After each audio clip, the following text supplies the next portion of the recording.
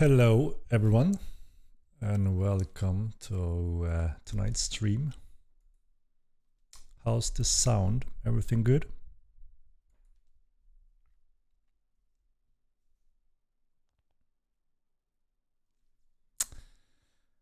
Let's go. Sound is good, thank you. Thank you. All right.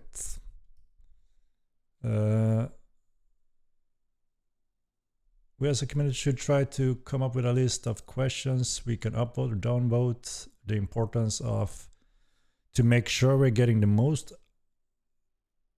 fruit of these streams eventually. Yeah, I mean, like I said many times, you know, I'm here with you, the community. Try to do this once a week.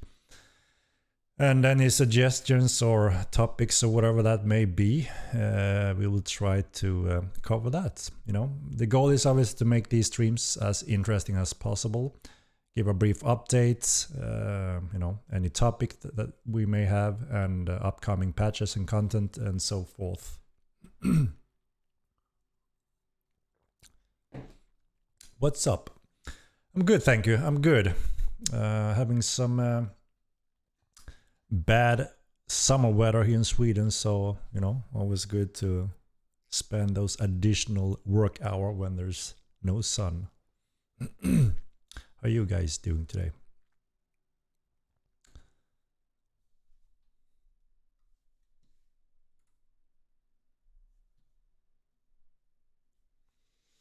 These streams are fantastic, I appreciate them, but we get into a rhythm of just asking you the same things over and over.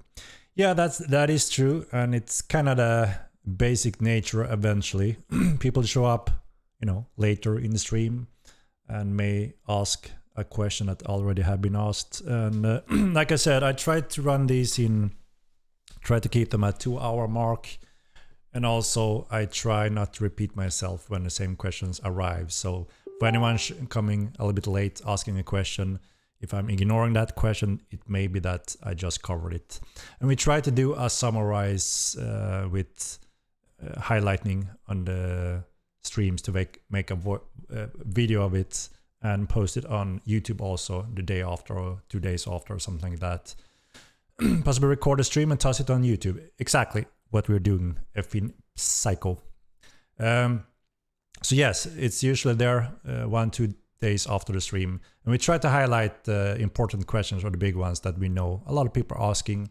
So if someone missed the stream, they can always glance through that YouTube clip to see if there's anything that cover your possible questions. Most stream clips channel would be so helpful. Yeah, so we do have a section on this on our website where we do put every single stream, almost every stream, if there's any new questions or topic or anything that we think people would be interested in. So we try to cover that always. You can view past broadcast here on Twitch. Yeah, I guess they're also on Twitch for a while, right? But I don't know how long they are stored. But we always put them on YouTube. So you can always go to the Mortal YouTube channel and you will see a long list of all our streams, or more or less all the streams. Along with there's some other videos we have uploaded there. But yeah, I appreciate any feedback or suggestions that may improve our future streams and VODs and so on.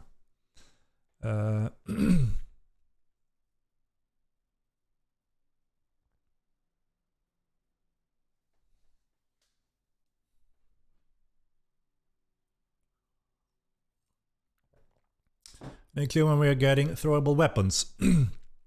It will be an option for our upcoming roadmap that I call the community interaction phase. We're going to present several topics in different features of the game, and you will be able to give your inputs and votes so we can get a clear picture of, okay, what area of focus should go first in the upcoming roadmap. So it's coming. The question is when, and the when will hopefully be covered with your help. Can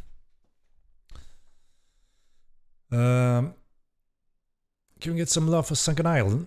we don't even have horse spawn. There, we are working on a big update on entire Myrland. There are going to be a few updates along with TC, but there's going to be a big update for the epic patch. And that includes many wide areas that are quite empty. We'll also get some specific spawns, dynamics, some rares, some different things that will spice things up when it comes to exploring Myrland. When is PTR? Is PTR the last PTR before the TC release? So yeah, let's go over that right now then. So as you know, we plan to have 3 focused test phases with TC, and we had 2 so far. And thanks to you, we got a lot of great feedback, a lot of nice polished balance numbers and bugs pointed out. And that's the stuff the team have been working on now.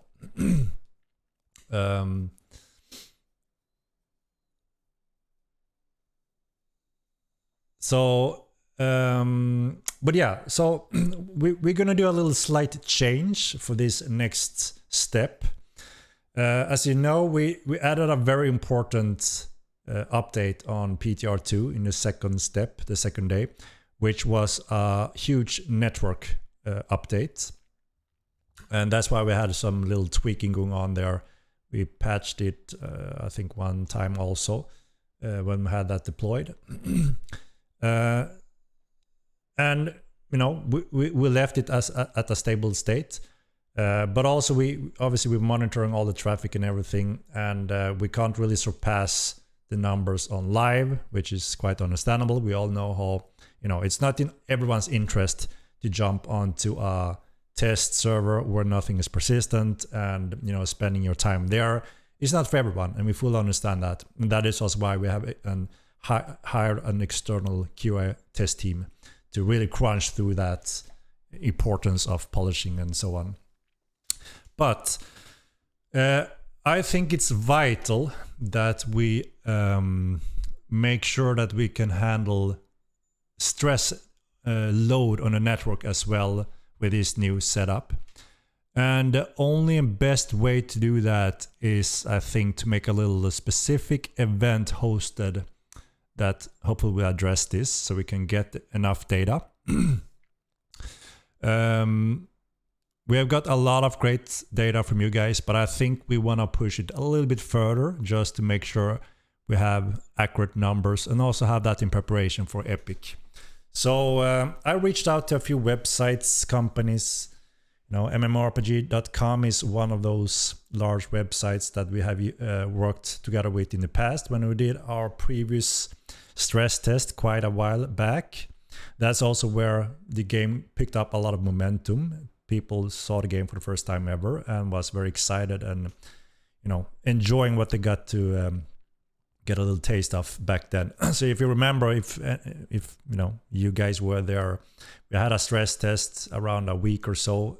We had a few steps of them, and we gave a lot of keys to mmorpg.com, and they were very, very helpful in spreading out the awareness and giving the keys to those that are interested in testing the game for free. And that obviously put a lot more stress on the servers. A lot of people wanted to try it out. So we are planning to do something similar, because I think this is one very good opportunity where we actually can get the opportunity to test the new network in a larger scale. So this is the current plan. That we're gonna also put this on the website, make it clear when it comes to dates and time exactly. But the plan is to next week, if everything goes as planned, next week we are planning to deploy only the network update on the live servers. So there's going to be a server patch to the live server. And then we're going to start up, you know, free gameplay for anyone that obtain a key. We're going to send out a few thousand keys on this big website again. And hopefully we get an influx of additional players so we can get real accurate data on the updated network. So that's a very important part for us to make sure that we have that under control now as early as we can when we have this opportunity. Obviously, we have to flag for that there could be some server things happening during this, but we are monitoring and gonna be following up if there's anything that may go wrong when we surpass additional amount of players and stress on the nodes and servers in general. Because as most of you guys know, it's very important that we have full eyes on where is our current capacity volume and what may happen in those higher numbers. This doesn't mean that we deploy TC on the live. TC is separate from this, right? So this is only the network test on live, and obviously if everything runs as expected and everything is fine, I don't think there's a reason to offload the network update, right? So yeah, server stress test pretty much in short, and it doesn't have the TC patch.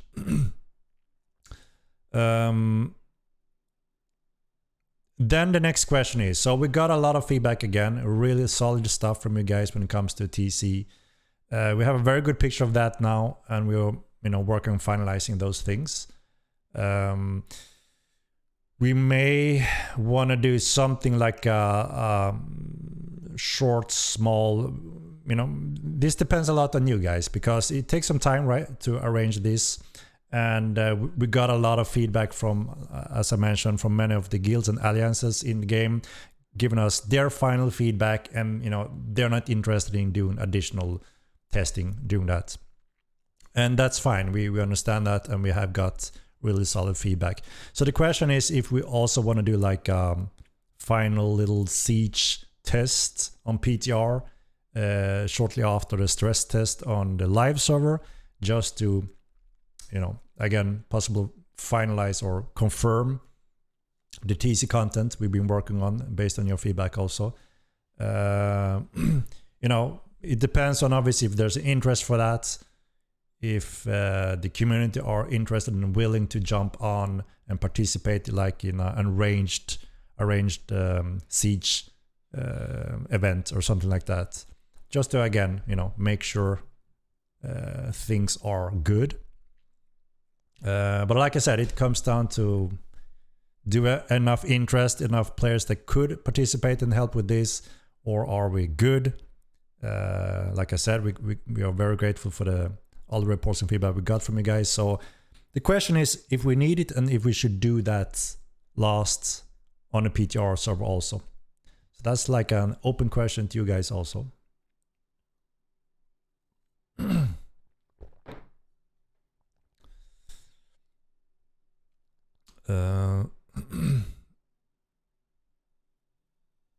Yeah, we have had meetings about the guild issues, and we have pinpointed where it goes wrong. So we're gonna rebuild a little specific part where that goes wrong. So yes, obviously the goal is to have that fixed also. It's an important bug fix for sure. You get an event where you and the GMs have a castle and we siege you out. Also, Nave is a legend. It could be something like that. We could arrange and, make things happen, set up. And, if we have enough interest and players to join in on this event, we will obviously make it happen, right? But like I said, if it's only 20, 40, people that says, well, okay, I can jump in, but we're done. We are done with the general feedback on TC, which we have got message from many of you guys. We understand that also, right? Obviously, we are still heavily going through basic testing and confirming that with the QA team as well.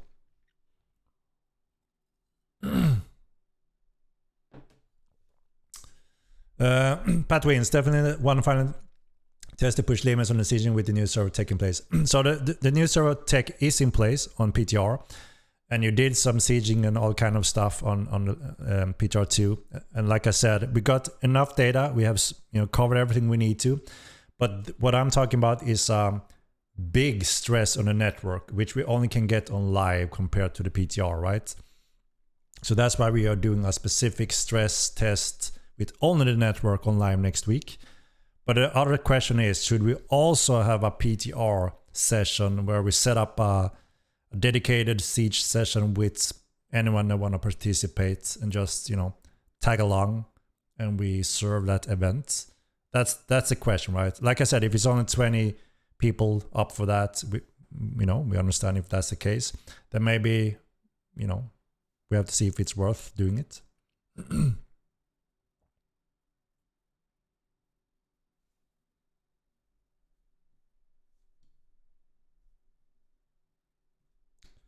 I think both would be great. Yeah, maybe we can do both then.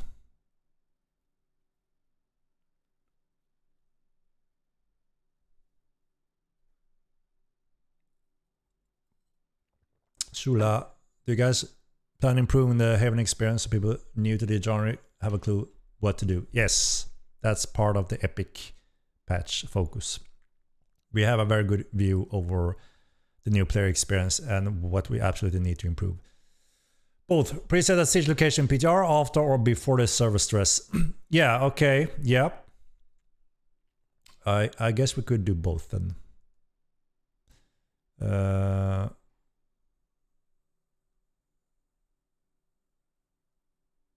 Asked multiple times, I don't know how to see anyone else say it, but why can we not hold torsion offhand so we can go into caves armed to fight? We plan to add that support later. It's been a little a challenge when it comes to all the animation manpower we have in the office and tech difficulty. We can't just put any new animator on some of those player set systems because they're a little bit more advanced, and if they mess that up, it's gonna be bad.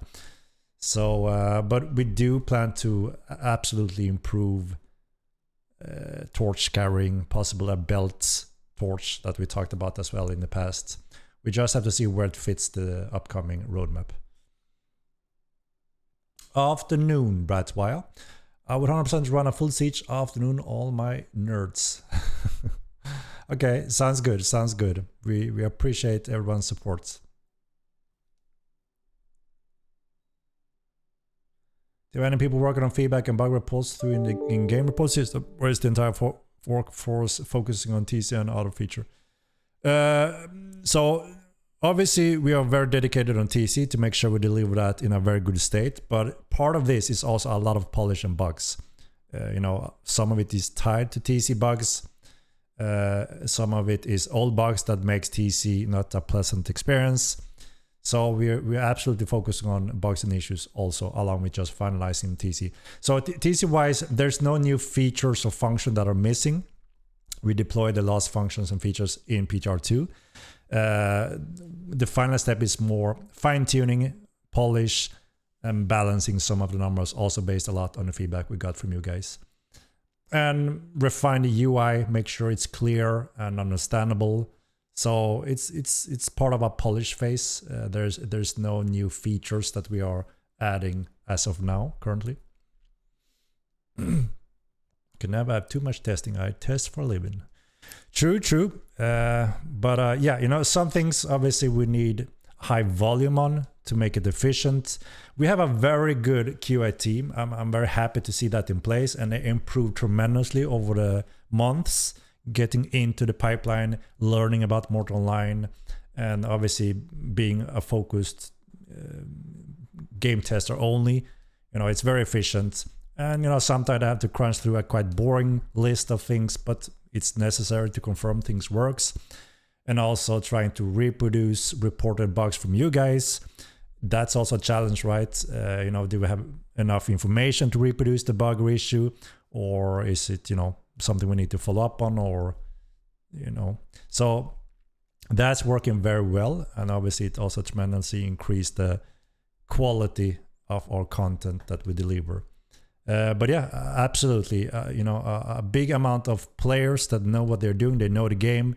Obviously very efficient as well when it comes to get valid feedback in many different ways.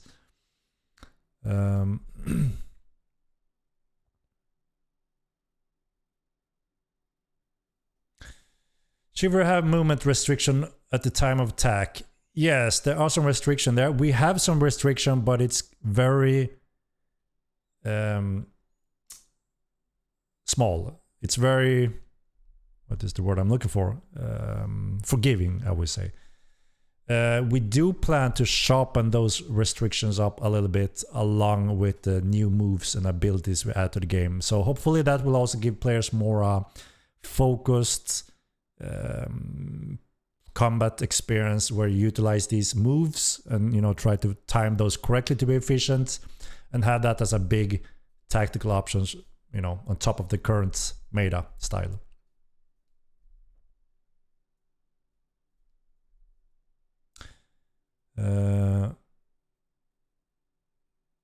Peter, abused by peer to test alchemy stuff too.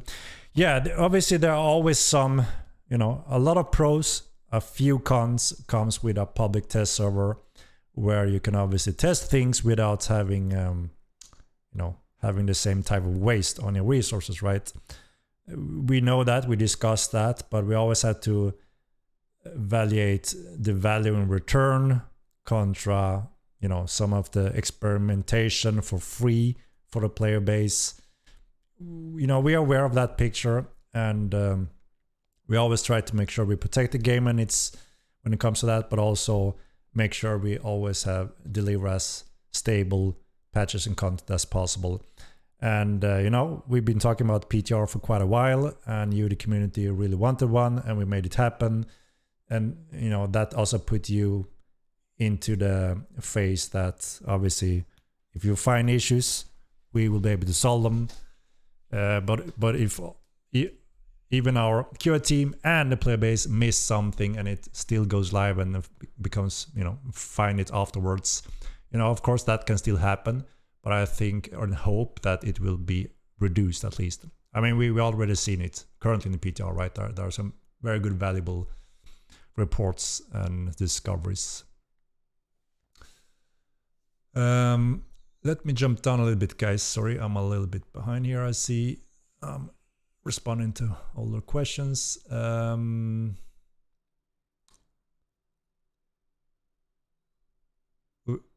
we get description on skills on emanation and arrangement? Yes, we obviously absolutely need to add the description text that have been missing.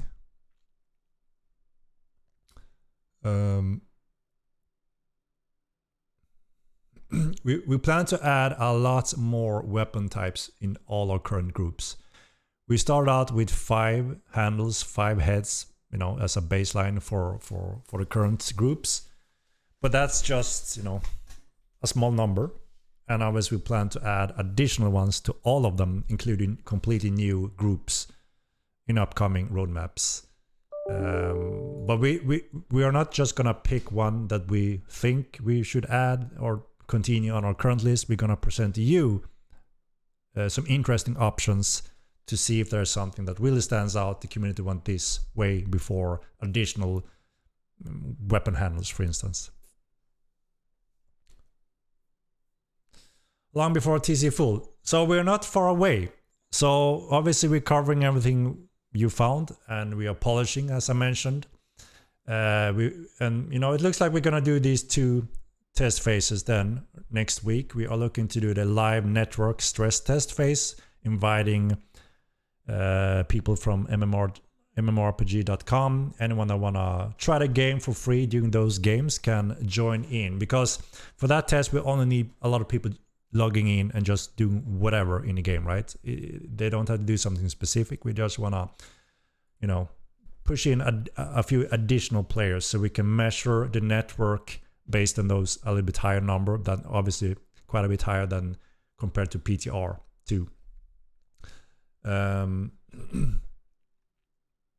then, you know, as it seems, we can do a short, dedicated, scheduled siege phase for anyone that want to jump in on PTR, final step.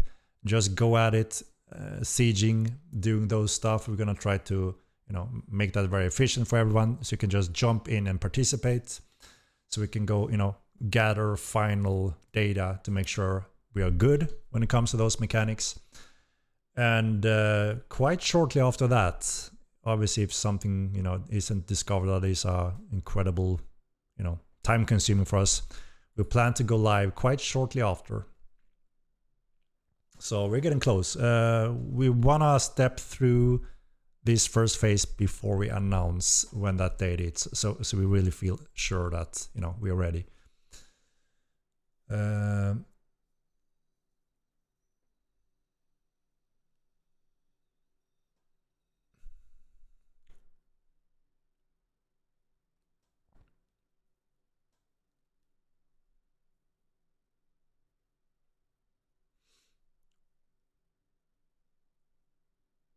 So we know, you know, we had a lot of discussion when it comes to spinning, made of combat fighting, playing with Mordhau in those games, Age of Chivalry, that have a little bit similar mechanic. They have around 360 cap before restricting, and we have a bit higher than that, which means yes, we allow spinning easier.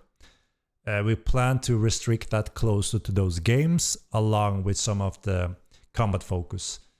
It's also a mixed edge, right? We fully understand a lot of people think it's not very realistic, you know, turning your back against your enemies. It's like those ninja movies when you do these crazy cool moves, but you don't do it in a real life scenario, right? But you do it in a movie because it's cool. And a game could be a little bit in the same category.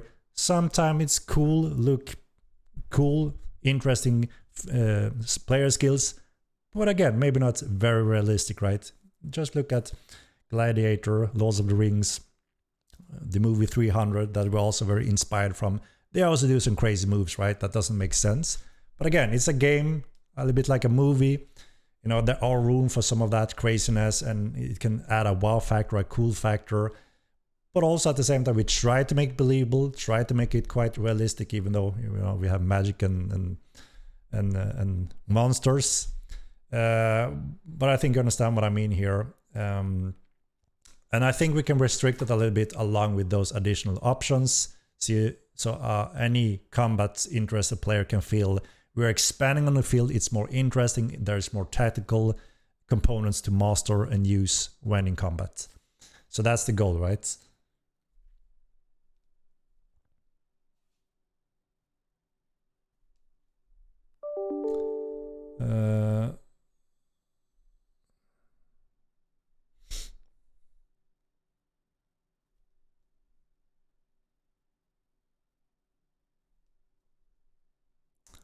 All right, let me jump down again. I'm falling behind very quickly when I am stuck on a question. Sorry about that, but let's see here. Let me update the topic here as well so people can follow where we are. So yeah, I guess I've gone through the PTR update, right? We're gonna put this on the website as well very shortly. So it's very clear on the entire phase and what you can expect and what you may, you know, be part of and participate in and help us out. Spinning is worst part of the game. It depends on who you ask us, right? There are many really pro PvPers that says the day you remove it completely, we are all gone from the game and you are reducing the player skills because of lack of options. And we fully understand what they mean. And I think you also know what they mean, right? And that's why I've, you know, commented that there are several systems that we're going to implement that expand combat, such as the adrenaline special ability moves. And this is the opportunity for us to fine tune some of the restrictions, make sure, you know, we're going to most likely run this on PTR as well. So everyone can jump in, test it around and, you know, help us making sure that we are making it interesting, skillful, and giving more tactical options rather than, you know, dumbing it down, right? There's a very specific reason why it's so forgiving when it comes to spins. And it's also, like I said, because of some lack of tactical options. Without it, you know, you're never ending a fight as long as you... Obviously very different from dueling to obviously team fighting. And that's also where the game shines, right? We all agree, I think, that group fights is where it really shines. That's also where it's more balanced and also where you don't spin around in a group fight because you're just dumping your own tactic and losing the battle. So it's, you know, that comes more into duels right? Real wars in the world, is quite different from that. But we still want to make sure that we promote these areas rather than, preventing. Devil's Reflex, thank you very much. Do I not have my thing running? Let me see. I didn't. Sorry about that, guys. I may have missed some. Stuff here. But thank you very much for the 17-month streak. That is amazing. Thank you very much. How are you feeling about building placement? Are you going to do more to make more buildings placeable? Yeah, we worked quite a lot on the placement system. So one thing we're adding is that you will be able to see, we work on that right now, you will be able to see your area of influence where you are allowed to build your TC, right? So we're toggling that visually. So obviously that's a very important tool to help you to see that you're building in your area or you're out of the area. That's why you can't place TC. So we are adding that function. We have been, again, fine-tuning the function for the placement to allow steeper slopes placement and so on. We are pinpointing specific buildings that were very difficult to place, such as siege tents and so on, made those foundation better so they can be placed on more slopes as well. So it should absolutely be in a pretty good state, hopefully.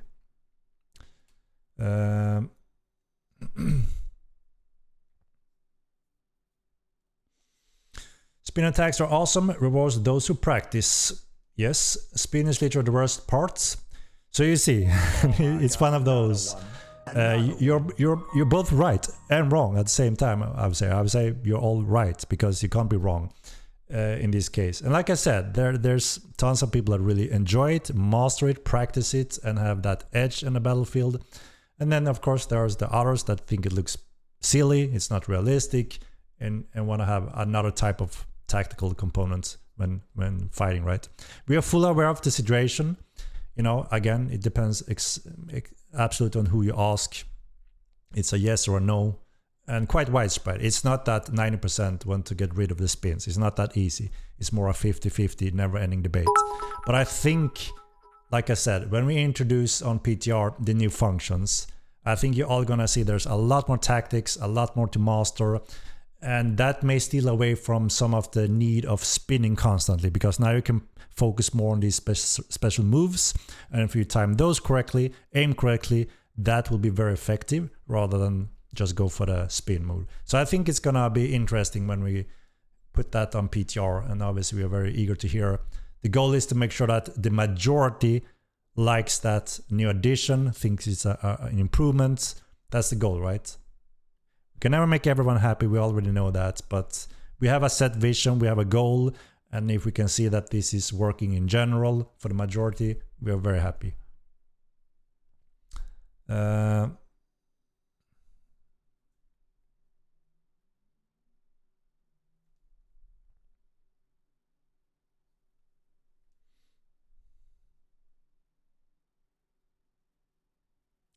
Could we make a public list of currently known bugs and issues and when they were first recorded? Maybe we can do something like that. I would have to talk to the QA team. We have obviously our internal tools and specific steps from the report step to how it reached the developers. And there's a lot of different bugs, from obviously high prioritized bugs, critical ones, to suggestions, to not really a bug, just, could be confusement or unclear feedback. There's a lot of variation. So we will have to see how this could be maintained and handled, because we don't just want to start a new setup and, update it frequently, and then it just, we lose it and it goes out, and, we don't want to make something like that. We want to follow up on everything we can at all time. So we have to discuss that then.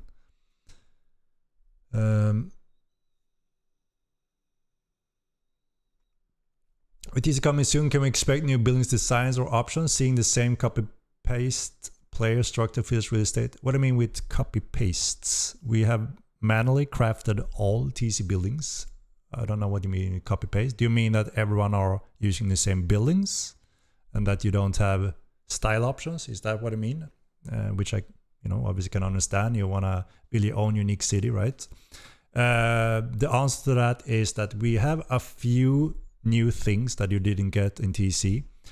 Some surprises and some updates and refinements. The key is to make sure that we get all necessary tools and functions to run successfully a city and live out in a city and start that whole base system, get that rock solid in place. And number 2 on this is performance, right? We don't want to destroy the performance when you're running around and it become unbearable or unplayable when you're walking between some large player cities. That's number 2, right? I think we all agree that performance is a little bit higher than the visual appearance for most players, right? And that's true for our game as well, even though we obviously try to stay on the top as the most beautiful MMO in the world, which we currently are on a live status and will be even more with Unreal 5. But still, with that said, performance is always key. And we work real hard right now on optimizing the game for Epic 5, Unreal 5. So you should all see a good improvement, and then obviously the new lighting system that just smack it to the moon. Third step is now we're looking to add additional clade inspired or different styles over time, but that is a huge workload for our team because obviously we have 10 clades, right? Over time we want all clade inspired designs in a game, but it's not practical to multiply all our work with 10, as you can understand, especially now. We are a very small team. So right now, this is our more Midland generic style that we're presenting. I hope that makes sense. But like I said, goal over time is to add more options and also clade inspired styles. But we can't sacrifice, the content now or performance due to that we want more variation, which is understandable. So I hope that makes sense currently. Iron Glove, thank you for the Prime.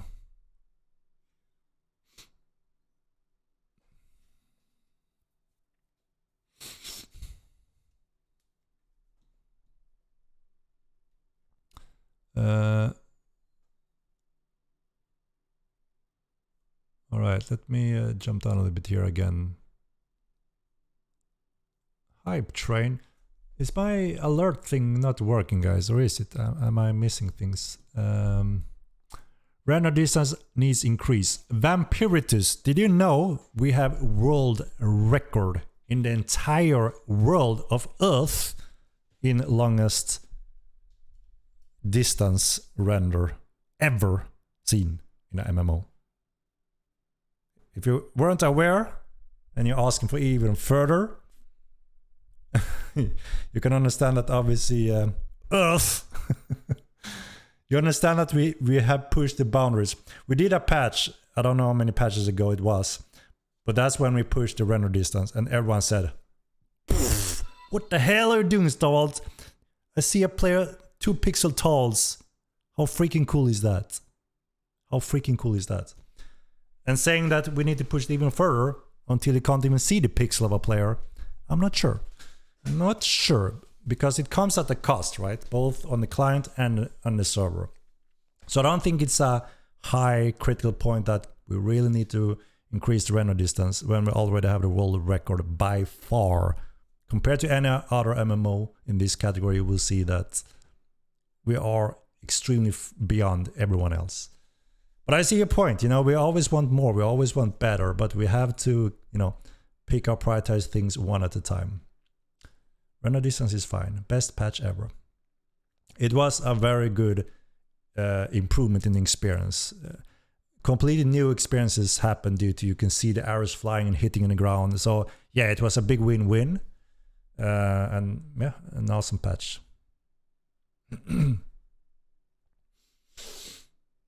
Yes, we will have throwing weapons eventually.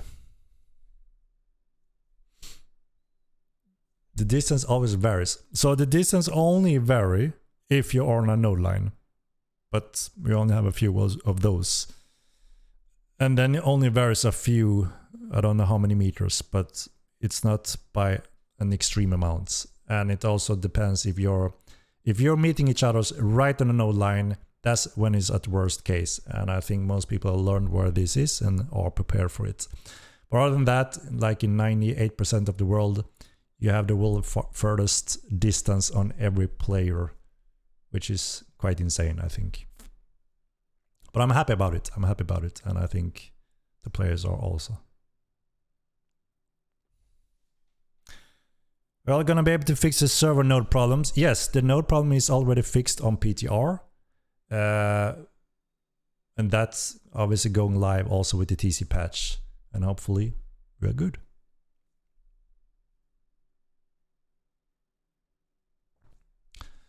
Damon man, we have collected feedback on elementalism, and we're trying to compare to everyone's feedback to see these are no-brainer tweaks, and you know they all align with the same direction. We're trying to cover those, and I guess you know when we do this final PTR3 siege phase, you will be able to confirm those numbers, everyone, and see again. Also, some of the things that caused some major issues, like putting a dome on a wall and a wall on a dome, and you know, fly out into infinity over walls, etc. That's not something we can have, as you can understand. So that's also something we're working on, to not allowing wall on a wall. A weapon skills for bows coming. My ranger is broken. Yes, with the adrenaline special ability patch, which is most likely going to be somewhere early on the next roadmap. We may confirm with the player base or just make it happen, because it's something that everyone can enjoy more, because any combat style you may have in the game will obviously get new interesting options with this patch. What is the FPS boost you guys are seeing on average in your testing in Unreal 5? So the thing is, if we just plug in Unreal 5 and let the game be rendered in Unreal 5 as it is, you don't notice a major difference. If we enable lumens on top of that, you're gonna see your GPU get really toasted. So what needs to be done here to really utilize Unreal 5 in a good way to benefit from optimization and so on, the entire art team needs to do a lot of work in the game, and that's something that have been worked on for quite a while now. So it don't just automatically give you a X amount of FPS boosts percentage. It's all about how we utilize and you know, try to make benefits from using Unreal 5. With that said, we have done the first pass on Fabanum Haven. We started there to, you know, go through everything to see what we could do, what we are looking at, and have that as a threshold, or you know, like a bar for all the other cities in the world, and eventually biomes and dungeons and so on. And the result is really promising. In this case, I think we saw like a 30% increase pure in the FPS in Fabanum, and texture memory usage was a third or so, which also means any loading times when loading and offloading these levels is much more efficient and result in a very smooth transition. So this is with lumens off as a baseline again, so just comparing with Multiline 2 as it is right now on live. And then obviously we'll have the option on top of this to enable lumen, which gonna be a hit on your GPU depending on your hardware. But with this overhead, I think you're gonna run quite smooth, absolutely acceptable. So it's both gonna look insanely beautiful and performance overall improved absolutely. So that may give you a little hint on what we're looking at. Yeah, it looks great today, Henrik. Thank you very much. It's quite fluffy. It's getting long again, but thank you. I appreciate it. Is adrenaline going to be usable amounts? I'm not sure if that...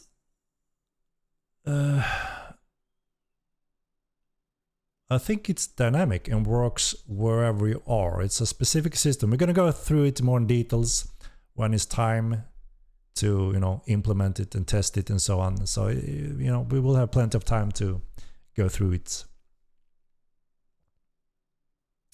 Pause the cartridge C3D for 20 FPS boost. Yeah, obviously if you struggle on GPU and such, you can always pause on your character window. That gives you a few FPS. It's very hardware dependent, right?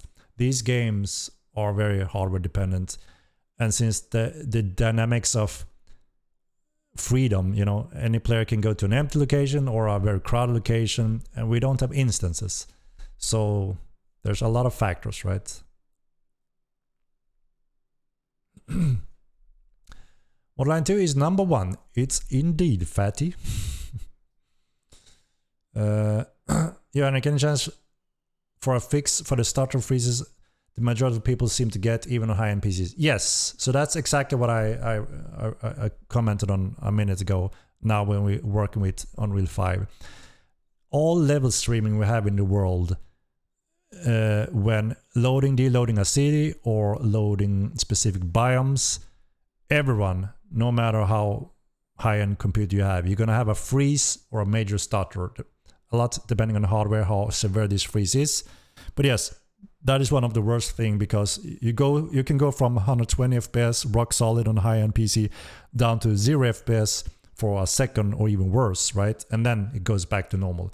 Obviously, very bad experience when running around mid-fight and so on. This is the level streaming issues. And yes, this is one of the main tasks with the Unreal 5 transition. So we're very excited to see where we land. It should absolutely be a good improvement when we deliver Unreal 5 patch where this is heavily focused. Load the game in 4K, it looks great. Indeed, it looks awesome. There's a few areas that obviously heavily going to be improved with Unreal 5 also, you know, utilizing nanites. We have slopes, mountains, where we can do some nice magic to improve the visuals, but also performance in some ways. So yeah, it's gonna be awesome. Please make the new spells cheap for regions. The new spells are game-changing for a lot of people. I'm sure you heard from the community during the PTR2. Very cool specific spells that have big impact in the game, just like they had in the first game. And people have been waiting for these spells for a long time now, because they, again, give you really cool tactics, completely new options in the world, and also heavily depending on where you are. But they also are quite powerful, right? So we need to be careful here. We don't want all of these to be completely spammable at all times. So that's obviously part of the balance, right? And I think we got a pretty good feedback based on these as well that we're working on. Do you plan on making more world events? Yes. So we need to deliver TC and Epic Games. That's where we, you know, feel that it's like more to 2.0 Unreal 5.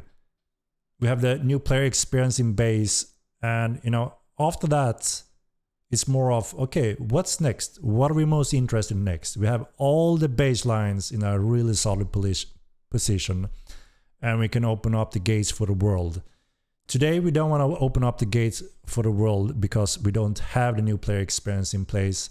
There's some lack of polish, and we may burn people arriving. You know, you can see some of this on Steam reviews. They are lost. They've, you know, they get murdered in new player areas. You know, overall mixed experience for new players. Many of them confused or don't know what the game has to offer. Obviously, we need to fix this, and that's what we're doing with Epic Game Patch.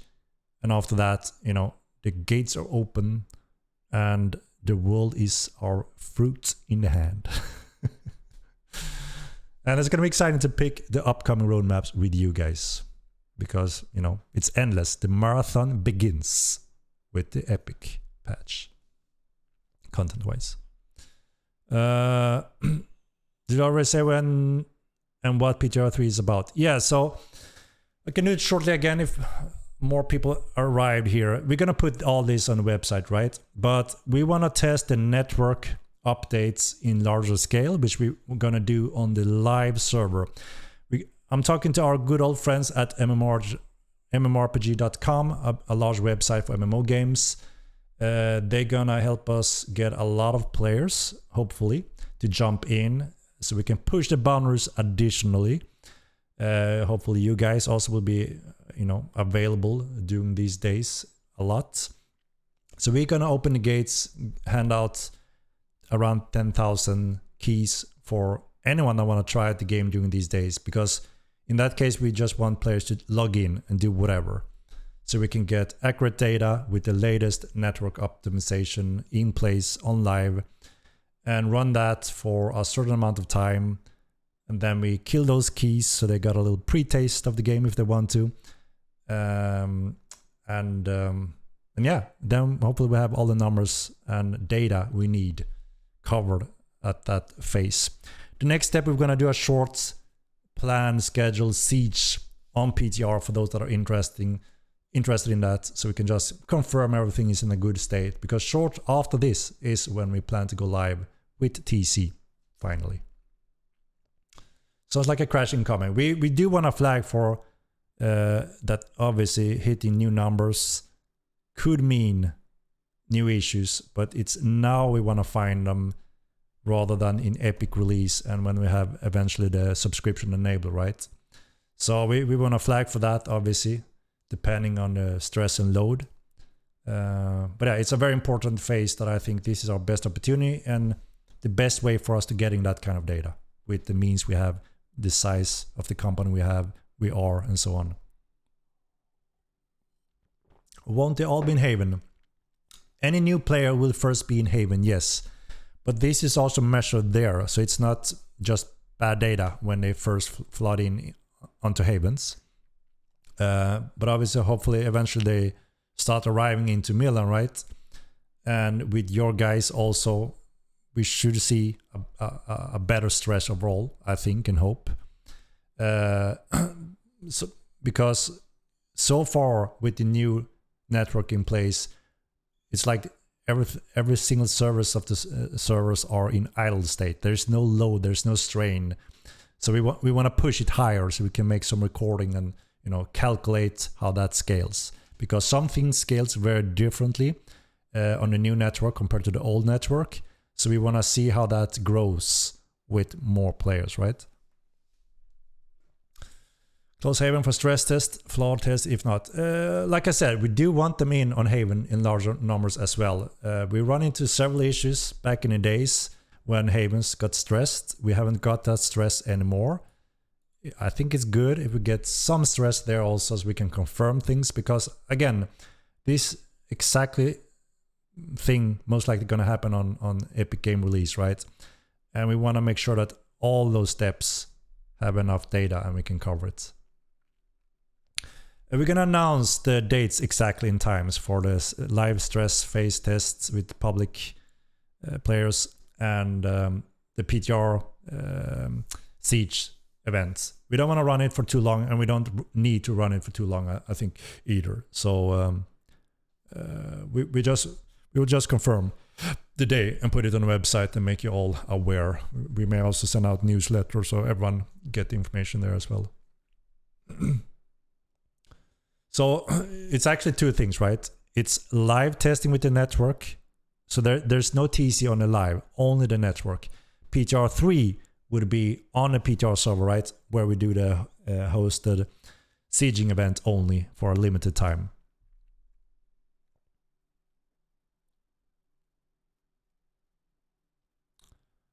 You need guards around every graveyard near every town, just like Middle has. So as I mentioned before, we have a huge update on a new player experience coming with the Epic patch, and that includes from high security for new player start locations to nullsec, no security or flagging whatsoever.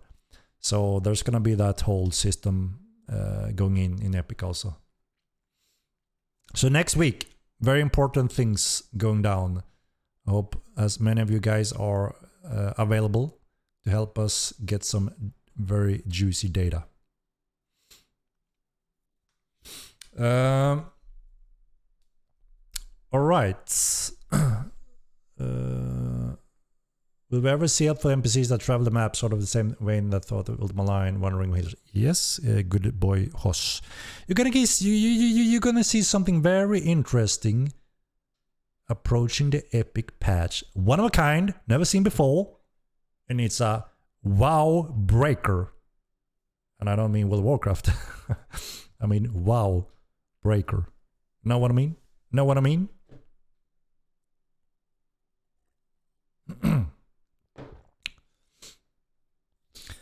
After the final test next week, if we don't find anything major critical that require a lot more time, we're gonna go live with TC shortly thereafter. I don't know, eh? Big WoW killer. Not World of Warcraft, alright? No idea what it means, honestly. No, sometime, you know, I play around with my words, right?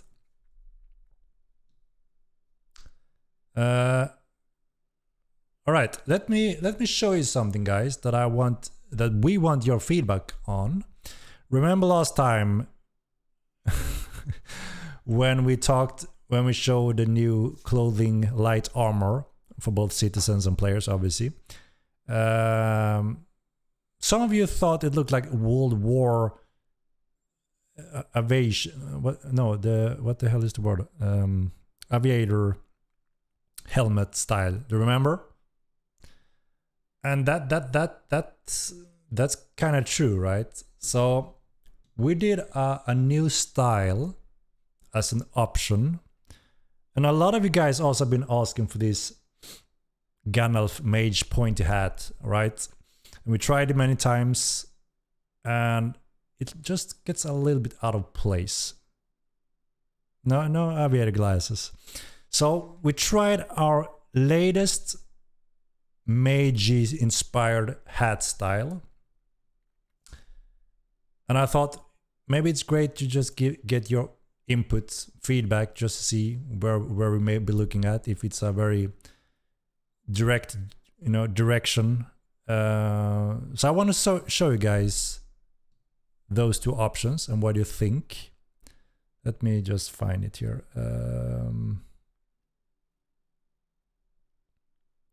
Okay, so this was the one we showed before, right? That kind of feels like, you're right, feels a little bit like the aviator from the World War. Stylish, right? But it's also a medieval hat. It's believable, it fits, it's been a real hat. If you take a close look at it, it's true. But you're also correct when it comes to World War I style, like you said, right? So we did a whole new style. Let me show you that and see what you think about that. If that's a better, because this is a set gear, right? So in this case, we have to choose one or the other. And this is the other. Chicka-bam! What do you think about this one?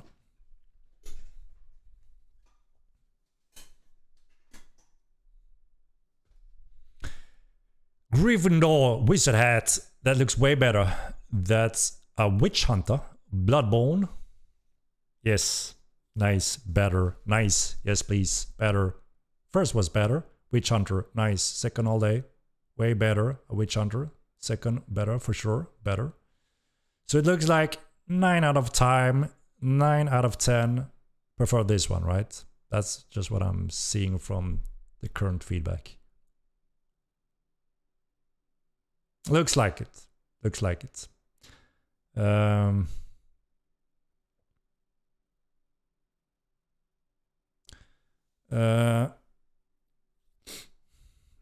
Why not both?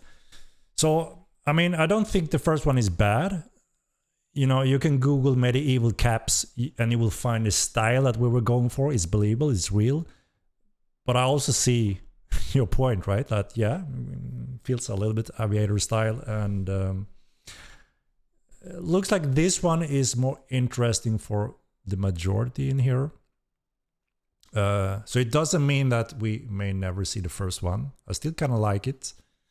But I also like this one. You know, it gives a little bit of a new style touch. And, you know, one step towards the mage hat.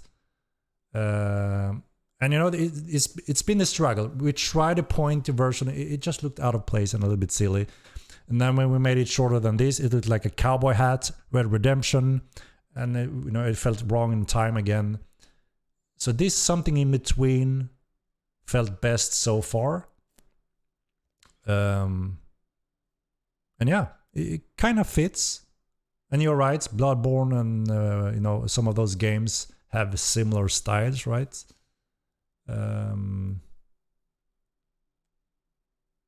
materials looks off. So yeah, I wanna make that clear. This is a base leather material, so ignore that. You can put any material on it, so it can look really fancy. And then obviously when we get the dye system, you will go even more crazy on it.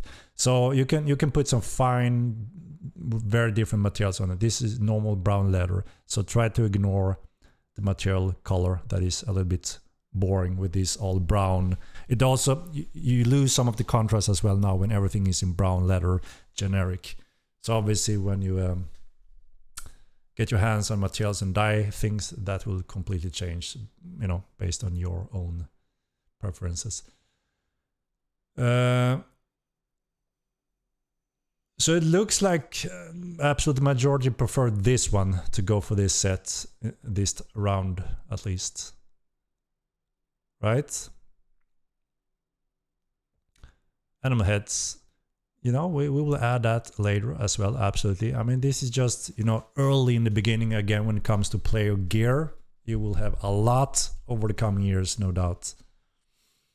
Witch hunting season open. Way better than the last hat. Can't wait to see it in my pump mats. Show the previous. Sure. Let me show it. Maybe I can put it. Shit, wait.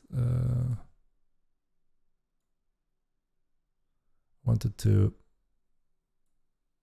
Wait.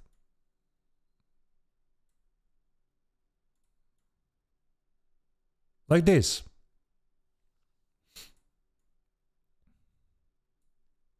There we go.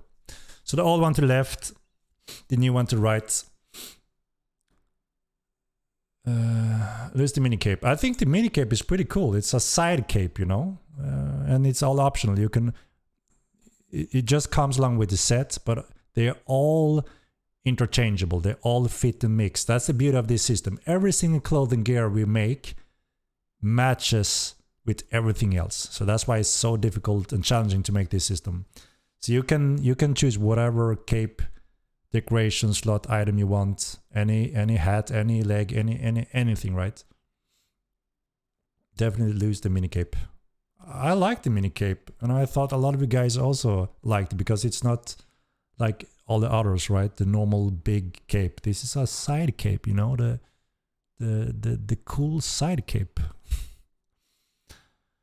Like both bonus, I wouldn't wear the first one being a lady, but I like both. Yeah, I kind of agree. I still like the first one. It's not a bad cap, and like I said, it's inspired by real cap that have existed in medieval time. The thing was, you know, it looked cowboy when we made a shorter version and different, and it looked more out of place, you know, from the cowboy time. And then it went too far, like Gandalf, and it looked like more like not mortal time. And then we found this in the middle that I think is a sweet spot so far, which kind of doesn't go too wrong in time or style. And it's pretty cool. It's pretty cool. Pretty badass. So we will keep the first cap because, again, we're only giving a few. We have 3 sets now of clothing that we're going to deliver. And they come in these sets, and we can, you know, obviously there's going to be more also over time. So we can keep that cap for another set if there's still an interest in having that, because, you know, the more the better over time, right? Pointy wizard hat needed. We did a pointy hat and it looked so goofy out of place. This is our best bet on a wizard hat so far, which isn't really pointy, but there's some punch in it, you know? And still not cowboy, because when it was too short cowboy, it's, yeah, you know. Well, what movie was the name of that? I think it's the guy that plays Wolverine, Hugh. What the hell is his name? Jackman, right? When he's hunting demons. Do you know which movie I'm talking about? This hat is not Hugh Hefner. Hugh Jackman. Yeah, exactly. His hat is shorter than this and looks a little bit more like a cowboy. Exactly, Van Helsing. So I felt that was too much cowboy, and this is a little bit less cowboy. And it could fit, a farmer, but it could also fit a mage, and I think we get a few nice style options. Who the hell is wearing this shit? Lamy, you motherfucker. Who wouldn't wear this shit, man? It's all about fashion, and when you can enchant your clothing, it's gonna be even more powerful. Reminds me of Indiana Jones. Just need a whip. His is also way shorter, more like a cowboy hat. I mean, we examined tons of hats when going through this to try to make sure it fits mortal and it, fits all the mix and match sets, and try to cater for one of the styles we have without going way out of place, right? So it's a challenge. It's a challenge. We need a sailor hat, pirate hat. We will see what more we can do. 2 revolvers, eh? How about you bring both? Like I said, we're gonna save the first one. I still like the first one, especially when you change material on it. It actually feels way less like the World War aviator cap. So I still think it's a worthy hat to have for the game. Yes, there will be rapiers. Batman hat? I'm not sure if we're gonna have a Batman hat. Mage robes. So if you imagine a robe around your legs or hanging down from your hands, that is pure nightmare for cloth and gear in a game like this where we have quite hefty stretch animation and so on. I think you can imagine what I'm talking about here. So we try to avoid clothing sets that are a complete nightmare and will completely break and look bad whenever you mount a horse or do any specific animations or sit down or even run. So we're quite careful pushing those boundaries to extremes and put us in a hellhole. That's why you see very specific design in a lot of the things when it comes to the legs, robes, around arms, because it's a nightmare to work with. Like I said, there will be a lot more coming over time, but we need to start somewhere, right? We want to have something for every category.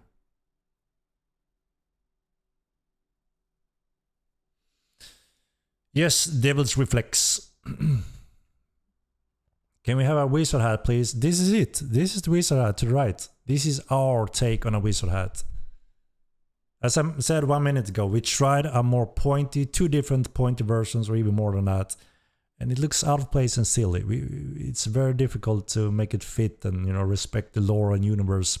Obviously, we're not trying to clone, Gandalf, Lords of the Ring. We're making the Nave universe that are very inspired by Earth, obviously, and inspired from some movies and games. But we try to make the mortal style and follow that red line. Star sticker on it. Yeah. There will be magic schools that rely on being thin, light, and preferably clothing, and you can utilize that to gain grounds, blink, quick moves, and so on. So you're gonna see some really cool, interesting options as mage styles, You know, for quite a while there's been a meta for being a obese mages, right? And it's changed a little bit when we removed some of the penalty for going thinner. So we actually see some thinner versions now, but you will see even more options for some of those schools and spells when those gets enabled as well. Twi'lek. Love some feminine styles. Most all fit the female form like a burlap sack. Yeah. We are making all of these for females also, right? And trying to make sure it fits the body in a natural way. Now we only show the male, right? So, but we are adjusting chest, torso, pieces to make sure it looks as good as possible on the female characters as well. So there's some work being done on that as well.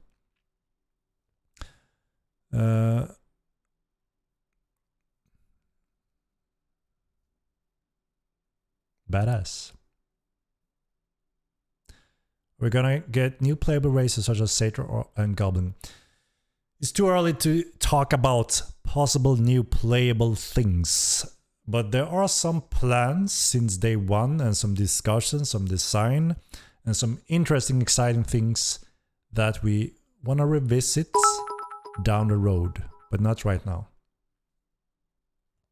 Henrik, I like the mage clothing. This will help me collect goblin tags in the jungle camp, but when will you pay freedom fighter waste goblins tags? Good question, good question. Long time ago I was in the jungle camp. We will see. Can you tell us more about this fast magic class with blinking? So that will be mentalism, if I'm not mistaken. I think so, yes, mentalism. Relies on different stats and different type of weight ratio gear to be more efficient, to be able to blink further distances, have a better powerful response in those spells. And very different from any of the other schools we have today. More like action-based things with cooldowns. Very cool things, very cool things. So again, a whole new style for those that are interested in something like that. Obviously you're quite weak up close, not relying on heavy gear, but you utilize these spells and magic abilities to try to keep a distance.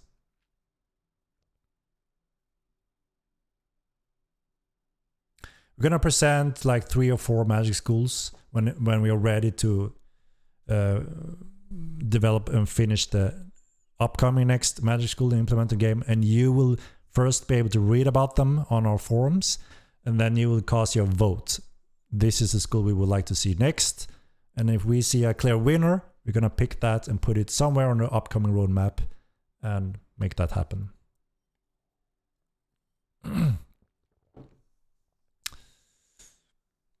More magic or some archery and footy love first. So we're gonna have the adrenaline special ability system, I think, early in upcoming roadmap, because everyone benefits from that. We have quite a lot of magic now, especially with this next patch, right? So now it's time to also give all the other combat related styles additional options and tactics. That's gonna be also important for a lot of balance, right? So some of the balance challenges now also get additional options to deal with when we get this new system. For instance, you know, everyone know how parry counter and parry, how powerful that is, right? And all shield blocking, how powerful that is. And you don't have too many options as a footy to bypass that or counter that with special abilities, but you will.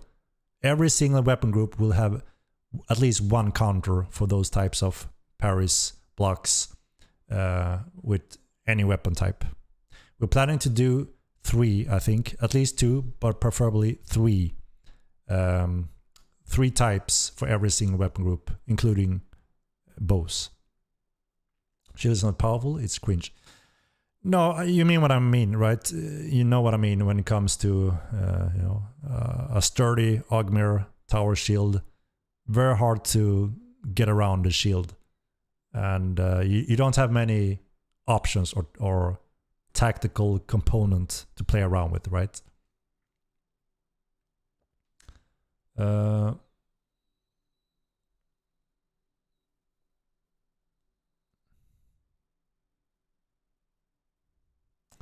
just gonna end up as free 0 skill damage every... No. So we're looking at full body animation moves that just looks freaking awesome, just like real life animation. But when you commit to those steps, you don't have full control of rotating and such, because then you break the animation, and also it's one of your commits. You need to time it correctly, and they are slower or faster depending on what ability it is. So you have to time them correctly and learn them correctly. And if done wrong, it could be bad. And obviously you also have the ability to move away from it, dodge those attacks. You need to learn to read them correctly, and you have some control over that movement as well. Obviously this is a very big thing that needs very much balance, and we're going to put it on PTR to let you all dig into it and play around with it. And we ask you just to not jump your conclusion on the first minute or hour, which many people tend to do, but give it a few days, and then when it's juiced and marinated, that's when you have really good feedback and you see the point in it also. So we're gonna have that for sure.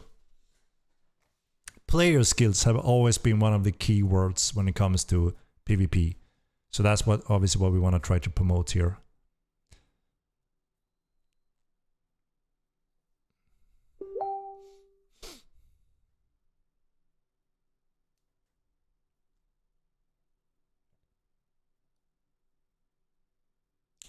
Chance reverting the attack horse first. So your pet act exactly the same as a player. It's the same aggro system. So depending on who it sees first and who passes damage takes the aggro. So there's no difference. It's not a system that says attack the horse first. It's a system saying these are the players, including your pets. So it's completely dynamic and correct now.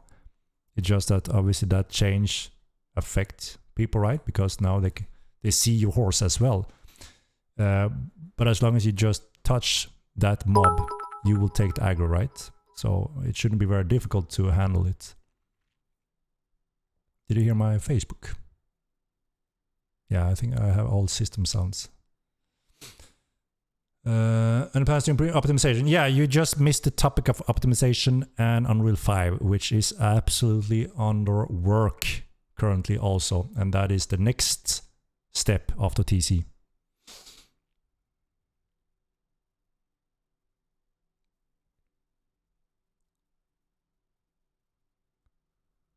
Don't pets horses have larger aggro ranges, so it's always gonna see it first?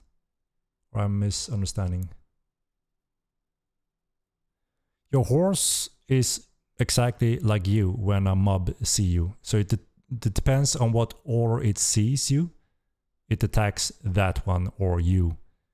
And if you just touch it with 1 damage, you gain more aggro, so it goes on you instead. So that's just the basic of it. Obviously it's a change, right? The AI was blind for your pets in the past, but the AI is not blind anymore. That's the difference. Of course, maybe we can, tell Sebastian to add a special rule. Pets gives a little bit less awareness aggro than a player to change it. But Sebastian can't stand special rules. He hates it, and I understand why. So it's not a change, Hustler TV. It's actually a system that works as intended now. The AI see you. The AI can see you, all right? The question comes more down, if that is pure hell, everyone says it's very bad, we really hate it, we cry blood, then we need to look into a special rule. And maybe force Sebastian to add a nasty special rule.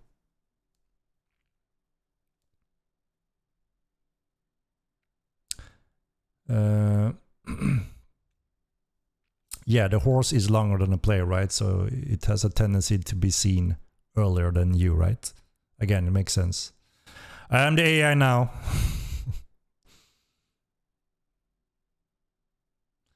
Fix the fog. We all love the fog. It's exciting PvP because it's something different. 90% of the world, we have never fog, which means, you know, we see miles away from a pixel to none. And every now and then you have heavy fog, which means bam, surprises, completely different tactics. I think it's awesome and interesting that we actually have variation. And the players control it also. If you really hate it, you can always bring a little elementalist that will clear the fog for you. Don't you dare touch my fog. Don't fix the fog. I love the fog, but also buffer needs when. Good one, good one. Embrace the fog. Embrace it, ladies and gentlemen. Could be your best friend. Flawless Sullivan, you got me. You got me.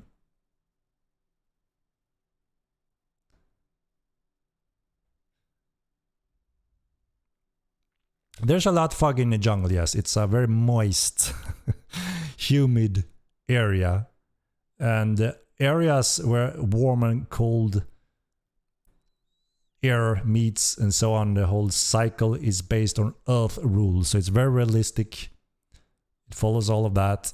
Like I said, there may be room for tweaking it, you know, so there's a little bit less sometimes. But it's meant to be that some areas are more humid and have more fog than other areas, and some areas may never have fog depending on temperatures and where it is in the world.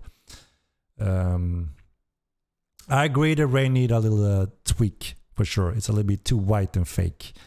And it will look like a freaking movie when we move over to Unreal 5. So just you wait, Jarko. Just you wait.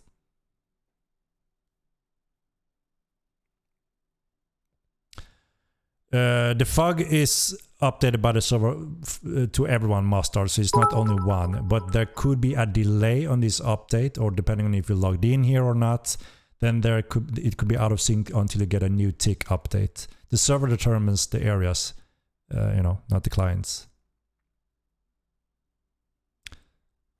Yeah, quite rare, Reloof. So, like I said, there could be a case where if you logged in and you run over there, they're not synced, and then there's a new server tick, they get synced. So there are moments where there absolutely could be some desync confusing the players until it synchronizes.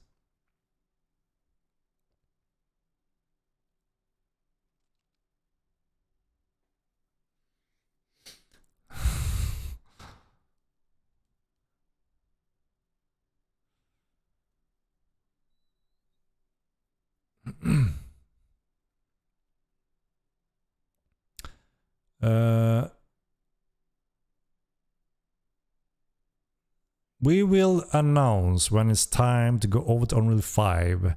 We have certain steps that is included in that, and they're quite clear, and we're working on those paths as well, and been doing for some while. And when we feel a little bit more sure and confident with some of the biggest challenges that we're still, you know, trying to finalize, we have failsafe, we have backup step where we know this is our minimum, but we want to push it a little bit further, right? When we are through that step a little bit, we're gonna eventually announce what the plan is.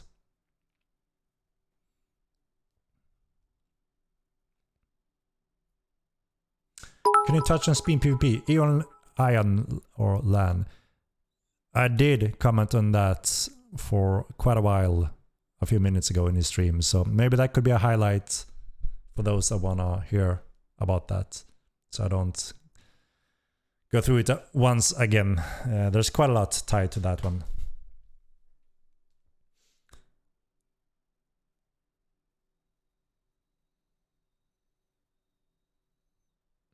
Oh my god, another one. Another one. Pyroco Live with the Prime, thank you very much. What are your thoughts on players having multiple accounts for the sole purpose of having alts that aren't linked to their mains, so they can do anything they want with little consequences? Kinda undermines the principle of having everyone having a reputation when they can continuously remake and be anonymous blueberry. Yeah. So it's a common topic, right? We talked about this also a few times. We designed the entire game to be one important reputation, a lot of investment in the character, so you care about the character and hopefully think twice before you ruin your reputation, because reputation matters in this type of game, right? It's one world. If you rip off players, it's going to be known by others and they may put a price on your head, etc. Or never recruit you to the guild or so on.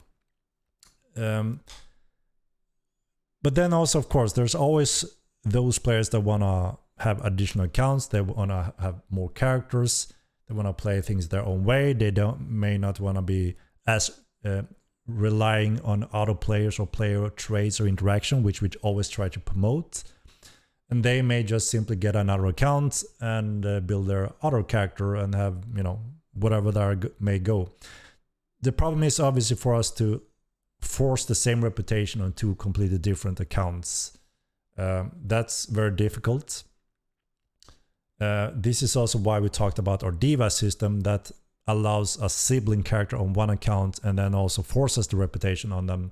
But again, people, you know, if they decide to play another account and do whatever they want there, it's very difficult to monitor and prevent. And you know, the same thing happening in games like Star Wars Galaxies. So it's a tricky one, and obviously we try to make the game to promote player interactions, reputation, like I said, so people hopefully think twice and have a little bit better experience between each others, because of, you know, you may not want to close doors depending on obviously what you're looking for in the game. So it's a difficult one to just have a golden solution that just fixes it all. I think it's close to impossible. And this is also why other games, you know, have challenges with this, and there are no magical solution to it. So yeah. Why do you focus on vanity and game stuff? Why don't you finish core game mechanics first? I'm referring to a clear way to distinguish players out in the field.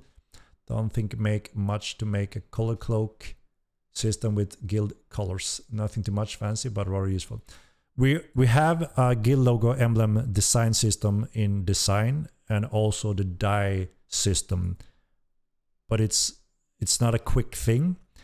And up to this day, we have had so many core and critical areas that needs first attention before we get to that also very important functions, like be able to have your guild logo and colors and help each other identify each other. It's a very important feature, and it's really cool and nice, and we're gonna have it. But we have had more critical areas and features that need our attention before we can commit to that feature, which we will. And it will most likely be on the next roadmap, because we fully agree it's an important thing. Vanity endgame, I'm not sure what you mean there. We reuse the system we have that are allowing us to give the content easily that we have. But yeah, like I said, we're gonna add that die system and guild logo emblem system as soon as we can, because that's kind of growing in terms of prioritized order now when we actually have the other base features in place finally. All right, let me jump down a little bit here and see where we stand. We also have a little... By the way, I have a little wolf armor. Do you want to see the wolf armor, ladies and gentlemen? The wolf armor. The wolf armor. It's really cool, actually. It's really cool. Badass wolf armor. Take a look at this little baby. Boom. Badass, eh? Badass, eh? More pet. This is no more pet. This is gear for the current pet. Come on, man. Philly the White. Is there A reason why John Camp is a blue priest. We live in the era and we are grieved by horse murders daily. That will murder count spam us since most horse killers aren't murders. They tried to have it blue and civil down in the John Camp. That's why he's standing there. Can direwolves wear that? Yes. They can. There's a little opening for the fur also. Damn! Looks good, eh? Yeah, all of them will eventually have bags and armors. It's just over time. They come in batches. Same thing when it comes to mountables.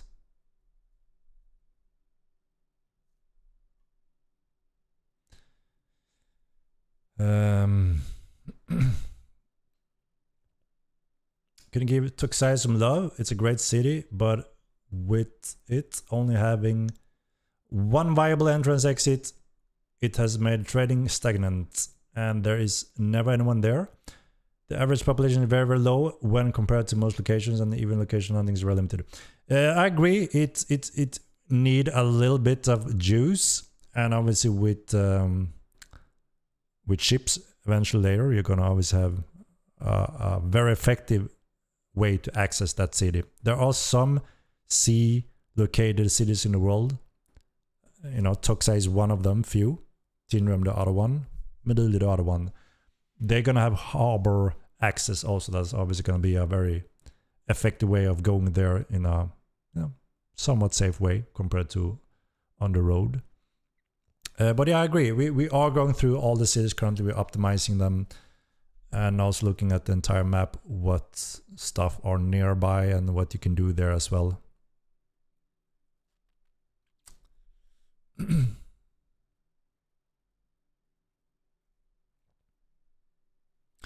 I can't say exactly. We have a bunch of armors now, right? And bags. I can't say exactly when which one goes in what patch and so on.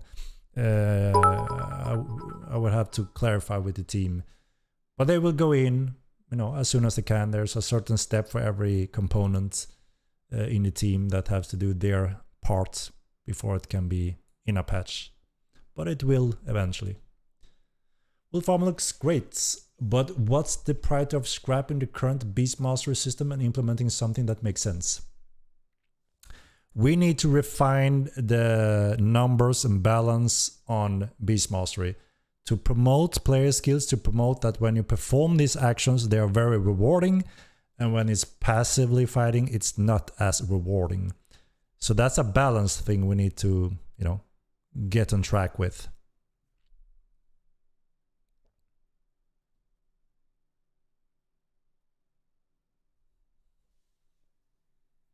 With staff in staff magic school scale of int psi, as do current weapon have strength requirement use? I can't say exactly without looking into documents, but there are multiple magic schools that rely on different types of stats compared to the int damage relation with the current. So there will be some variation when it comes to what stats comes to play to make the spells effective based on what school it is. And there may also be a combination of using some of the tools, such as a staff or instruments.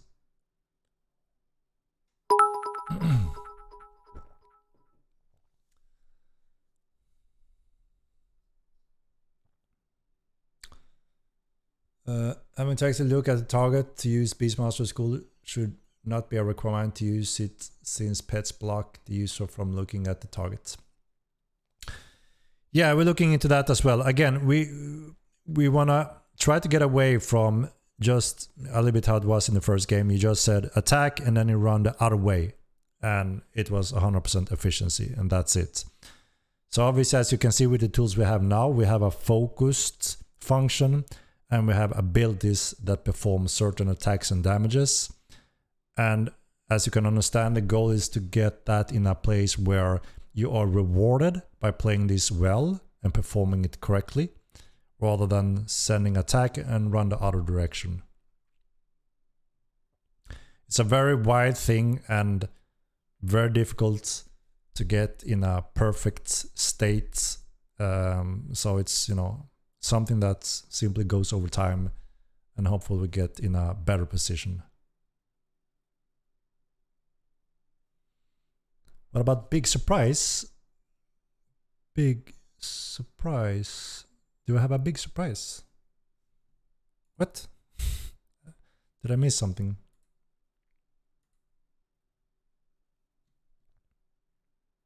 What do you mean with the big surprise? We don't have the new heavy armor yet, I'm afraid. Big surprise? Yeah, I wonder the same what we are referring to. Oh my god, another one. I already showed the pointy wizard hat, which is our version. Papa Badger. Traxton with the Prime, 8 month. Thank you very much. I appreciate it.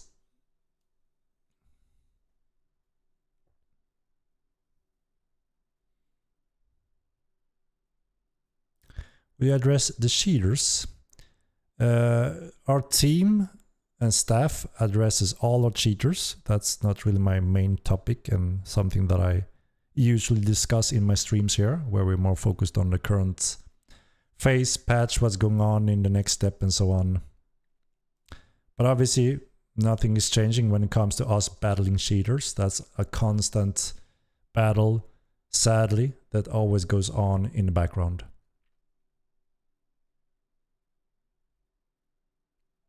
Obviously, like I said many times, it's ridiculous to think that we wouldn't take this seriously. This is our life work, our job that we are trying to make a living on. And that is a very big threat to our future and our work. And I will never allow any shitters to take this opportunity away from us and the players. So obviously we spend a lot of resources in making sure we secure our system in game and protect our players and kick the fuck out of the cheaters from our community in game.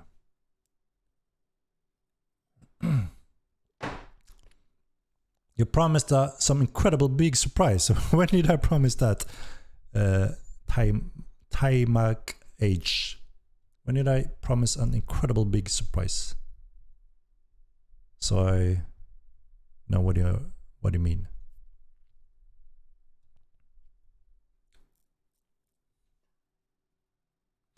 No, today's stream was about showing a little sneak peeks as usual, right? As a little bonus. We have the help from you guys to pick which armor we're going for.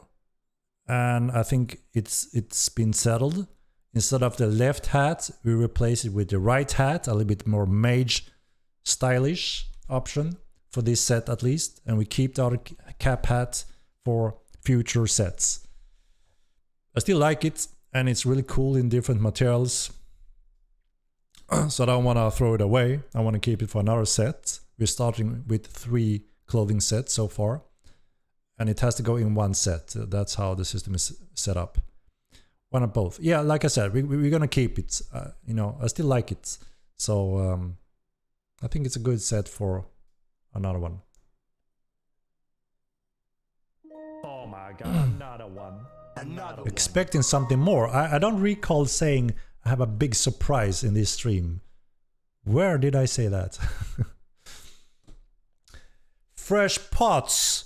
Thank you for the Prime. 8 month. Appreciate it.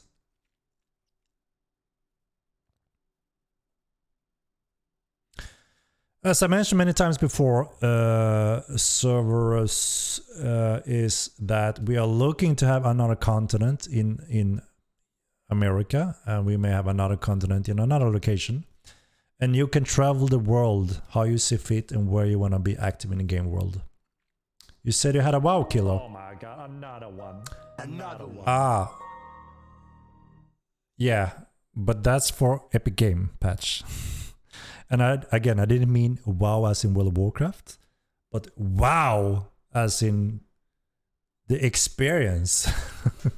All right? Smote, thank you for the prime. Thank you very much. Appreciate it. Appreciate it. You said you had a big surprise when on 5. Yeah, exactly. Exactly. That's why I was confused. I thought someone said that I said I had a big surprise in this stream. That's why I was thinking what the hell that could be. But that's true. There's a big one for Unreal 5. There's some really nice juice coming with Unreal 5 that I think just gonna be awesome for the genre, for the players, and everyone in the world that wanna have a wow factor in their head. Alright? Alright? Doesn't matter what you like or doesn't like as a game, you wanna be Immortal Online and experience it. Period. If you're not talking about the promised surprise, tell us how long you've been styling your hair for the stream. I actually didn't do anything for this stream, alright? I used my blue bottle, as I mentioned before, the salt bottle, tears of salt. I spread a little bit after I'd taken a shower, and it just dries on its own and gets this fluffy look. Thank you. If you think it looks good, then awesome. But I haven't touched it. I just pulled my hand through it. That's it. Nothing else. So yeah, this is all natural.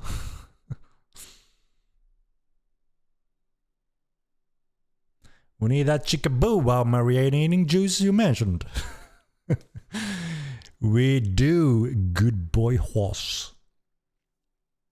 Hot. He woke like this. This is how I wake up. Yes.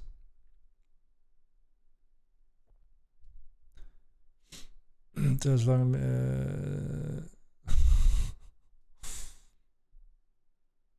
Henrik, you blushing? No, come on, man. Come on, man.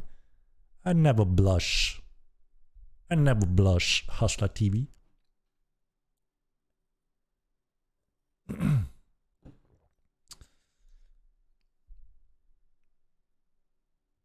But do you know what it's time for, guys? It's actually time for something, right?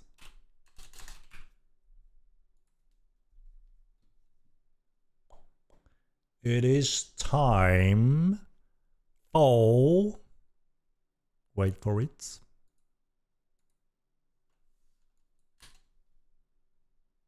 It's time for this little baby, right? Getting close to the 2-hour mark, so let's sign up. Exclamation mark Ammo 2.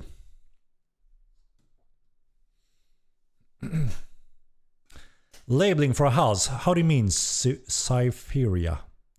Can we get any type of labeling for a house? How do you mean that? Thug shaker. What's the thug shaker?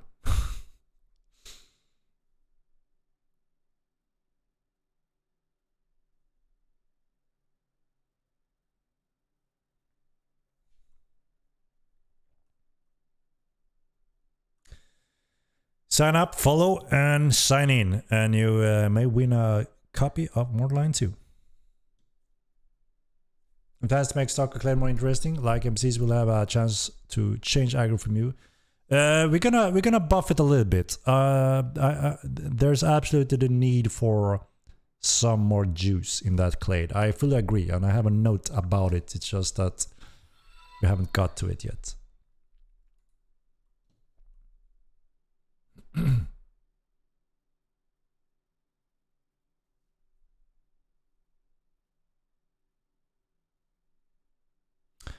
Exploit 13. Do you have a 100% repo of that bug, not being able to open the chests, or is it random for you when it happens?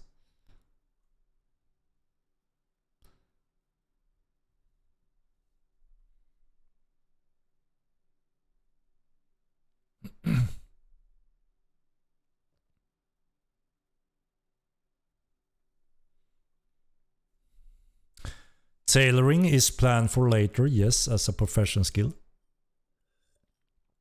Clothing only have so much coverage right now due to the obviously weaker defense value, but with other professions and enchantment, clothing with grow in usage. So those features goes a little bit hand in hand. That's why we try to prioritize in things where we get more bang for the buck, more value for more players when we reach those features.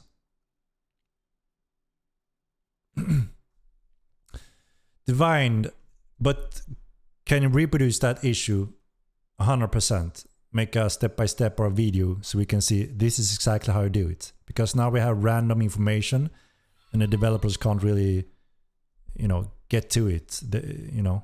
So that would be very helpful if that's possible. That's why I'm asking that. Oh my god, another one. Sunblee with the Prime. Thank you very much. What magic school would you like to see next, Henrik? I kinda share some of the view that a lot of the community have. I'm very much looking forward to mentalism because it's gonna give a whole new style of fighting as a mage with blink functions, etc. And you cast in a very different way. Staff magic, also very different. You use your staff, you can wield your staff, and you use it to shoot magic, also in a very specific way. And you commit to a staff creation profession at the same time when mastering that school. So that's also a very, very exciting, cool school, very unique.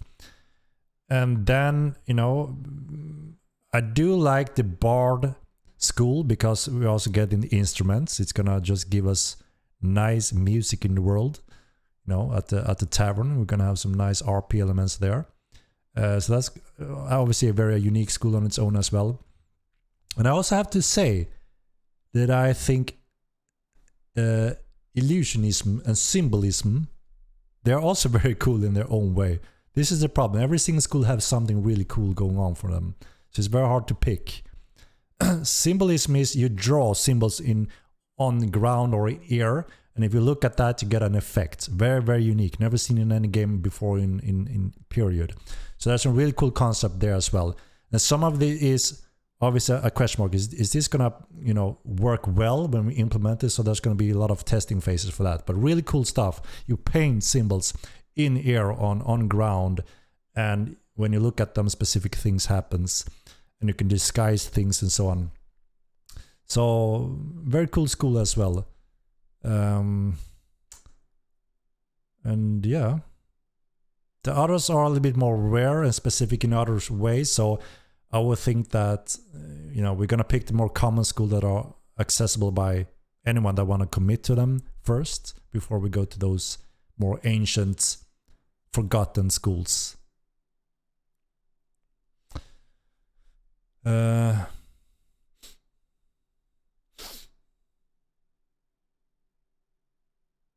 Exploit. Did you send that reproduction step to Ramo or a report, just so I can make sure I can point to it in the team and make sure we have it covered? Exploit 13.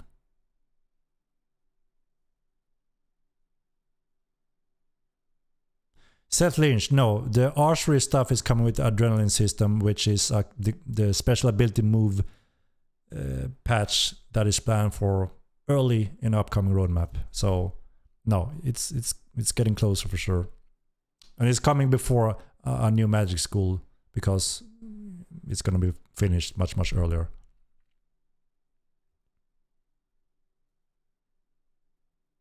Weapon builds will only boost Surge. No, actually the opposite, man. That's the adrenaline system. It's actually the opposite. The adrenaline system with special abilities is gonna absolutely promote player skills and violate the Surge skills. So you're absolutely wrong, but that's fine. You couldn't have known, right?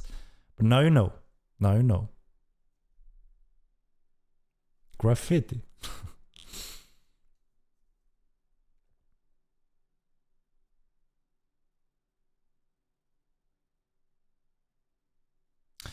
Medieval Martyrs. So the thing is, we're gonna develop Mortal 9 in many years. You know, way beyond Mortal 1, which was over 10 years. When we implement new features, content, and abilities, and whatever that may be, that doesn't mean that you all should change your style to be that on every patch. That doesn't make sense. And it's also something that eventually some people won't even care about that magic school. They won't even care about thievery. They won't even care about the new weapon group, because that's how it's meant to be. That Online is a true sandbox available for everyone, and there will be something for everyone. And there will be stuff that are not meant for everyone because they don't care or they don't like it.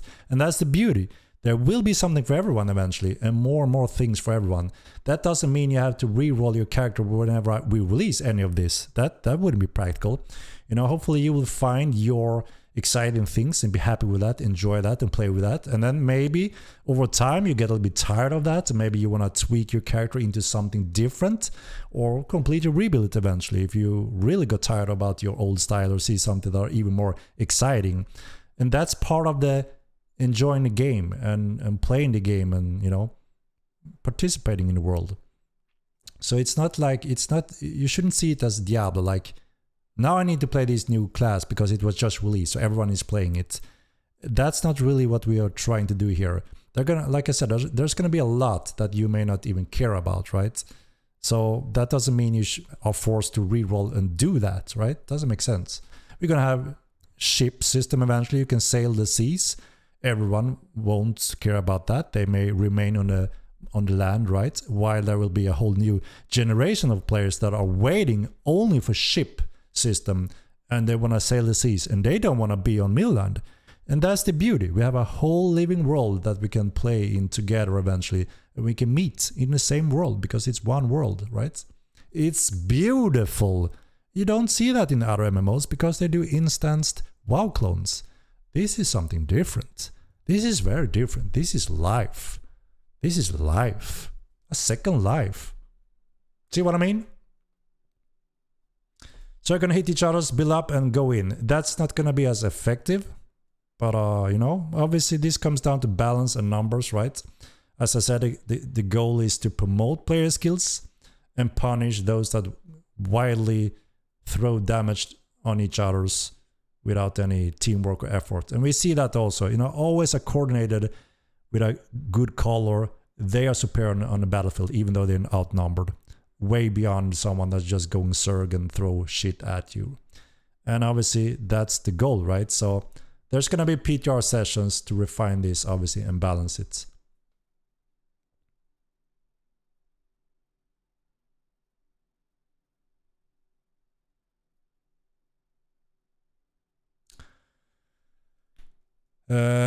Exploit, can you please send me that report? Because then there's a miscommunication somewhere in the team, because it wasn't a long time ago I asked about exactly that bug and I couldn't get a clear answer. So I want that report, please. I want to point that to the team. I want to make sure we have it and can fix it. Could you do that favor of me, Exploit 13? Feel free to send it my way. I'm very keen on seeing what could have happened there. Henrik, you're for real making the best MMO. Keep it up. Thank you very much, Dr. Cloud. Appreciate it. We really appreciate that.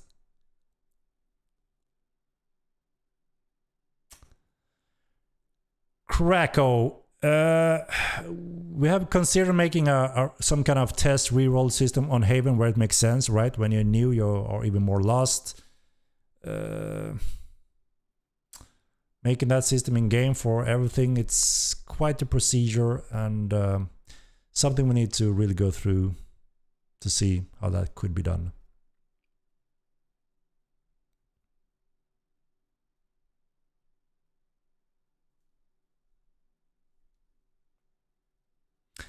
This is life. This is your second life.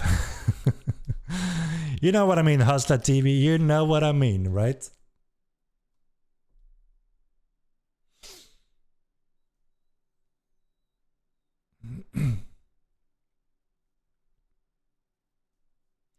Up from a depth streaks to seeking death to land dwellers. That's it.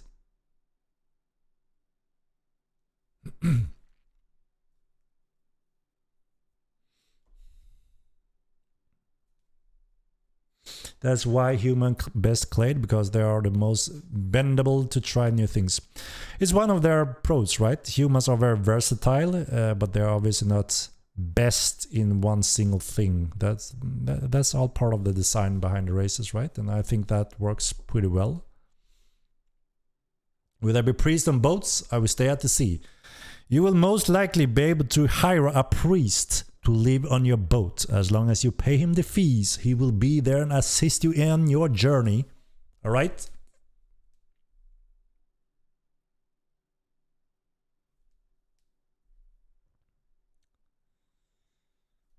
Alright, exploit. I'm looking forward to take a look on that. Thank you.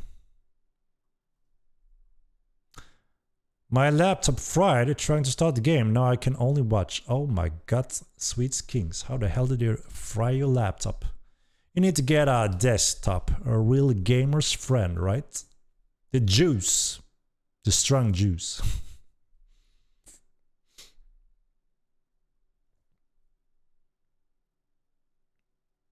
That set looks amazing. It's cool, eh? It's cool.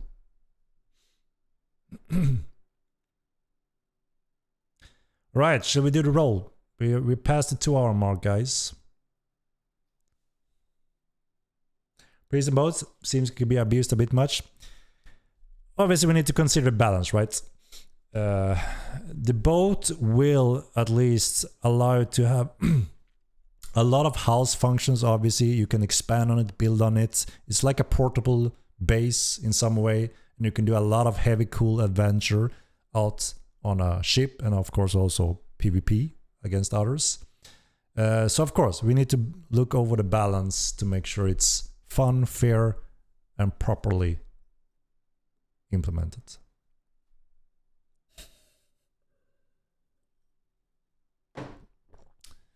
All right, guys. I think it's time.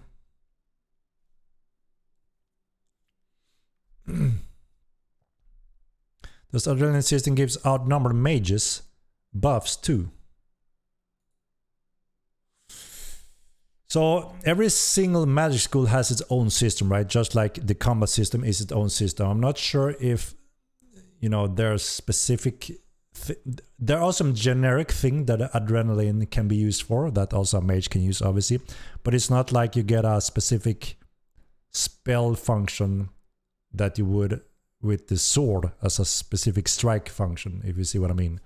But there are some generic things that may be used as a mage also. We will go through it more in details soon enough, you know, after TC and all this, and we're gonna go through it in depth. And of course, we need to do PTR rounds on it to make sure we promote it how it's expected and designed to be, right? Will boats be persistent or have a dock similar to horses and pets? So I want boats to be persistent, but it also comes down to what's practical and what kind of costs we add to the world. That is always a determined factor. I always thrive and aim for having a very open, true sandbox, realistic, cool experience that really focus on the gamer's experience rather than anything else.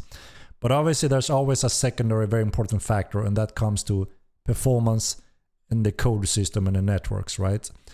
We can't obviously kill client performance whenever you reach a city, because there's 300 boats stacked on top of each other and you can't ever leave harbor because it's a complete mess. We have to consider those practical things, right? And performance. And that's where some of the magic comes in, right? How do we solve that kind of harbor traffic thing, right? So we need to consider those things along with the design, and try to make a proper solution that both works on the client performance and network performance, and that you can practically, you know, head out, you know, from a harbor and so on. So obviously there are some important factors that needs to be gone through in depth and tested also. But your boat in the world needs to be persistent. You know, there's this solution also that Ultima Line had, where you can, if it's emptied, You can put it in your pockets like a little miniature, and then you can travel the world, and then you can place it again. That's, you know, one way of doing it, but it doesn't really say Mortal Online. It feels like an old solution for something, right? So I would prefer to be able that you have to kind of plan where you're heading at, and don't just forget about your boat. I mean, there should be some deconstruct phase or move phase on it to make it again somewhat practical.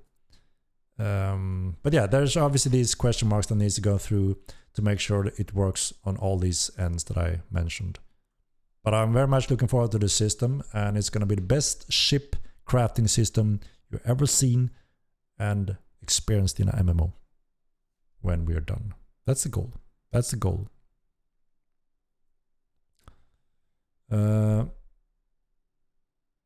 Time for roll, eh? It's time for roll before we go into additional discussions here.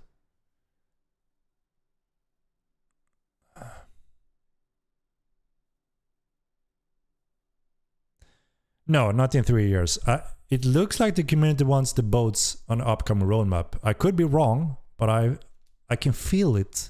I can feel that may be what the community wants. And like I said before, I have a huge player base in another boat online game. You may guess which one it is. A whole community with several hundred players that are looking only to start playing Mortal Online the day we release the boat system. So along with that patch, we're going to get a whole new generation of players into our world, which is beautiful. But absolutely not 3 years away. I think it's going to be much earlier, because I think, I could be wrong, like I said, that's why I'm going to have the community interaction. If the players want it in the upcoming roadmap, we'll put it as early as it's possible based on what the community wants.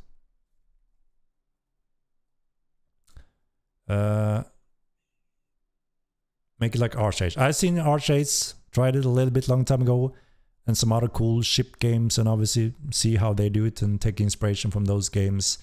I think we can beat it. I think we can make it a little bit more interesting, a little bit more dynamic, a little bit more sandboxy. But yeah, there are some good games that obviously have good ship systems.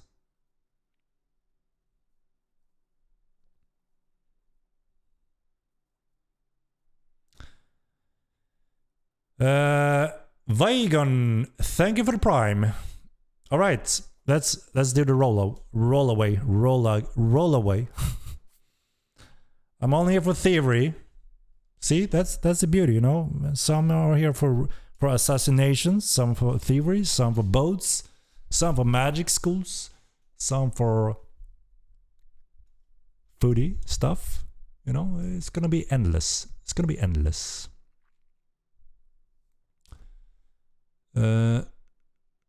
Years away. No, it's not. If you say no on the upcoming roadmap, then yeah, it may be years away. But if the community wants it now, obviously it's not going to be years away. That's the whole point of the community interaction, or we wouldn't have had it, right? Do you see what I mean? You're going to help us create upcoming roadmaps, right? Ship system is a big system, so it's not that it's, you know, going to be one patch and now it's done. It's a big system. It's a big feature, but it's also a high value feature, and I think a lot of people want it, and I already know there's going to be X amount of 1,000 players that are starting Mortal when we are finished with it, so it could be a good thing to have early on. We will see when we have the community interaction. Let me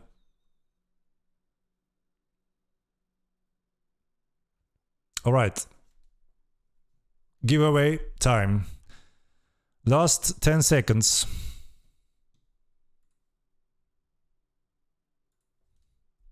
And it's time for the giveaway roll. All right. Good luck, everyone.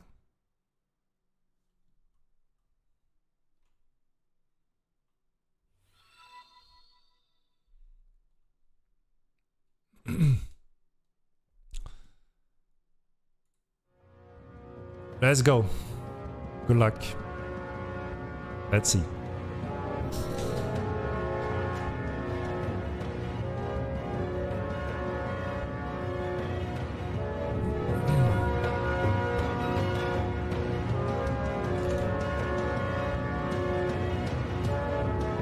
And the winner, Donatello. We got a turtle fan in here.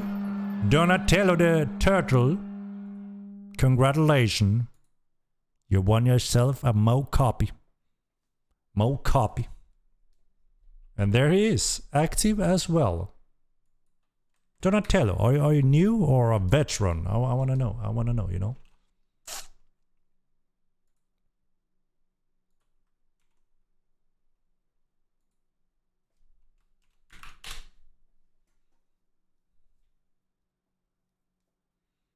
Donatello. Always rig day.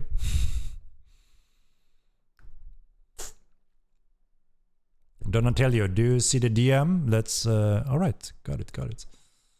What did he say? Are you a veteran in the game from the first game, second game, or rather new? I'm interested. While I grab the code.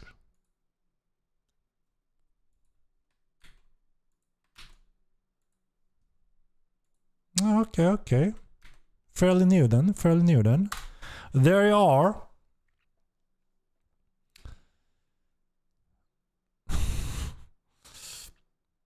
Awesome.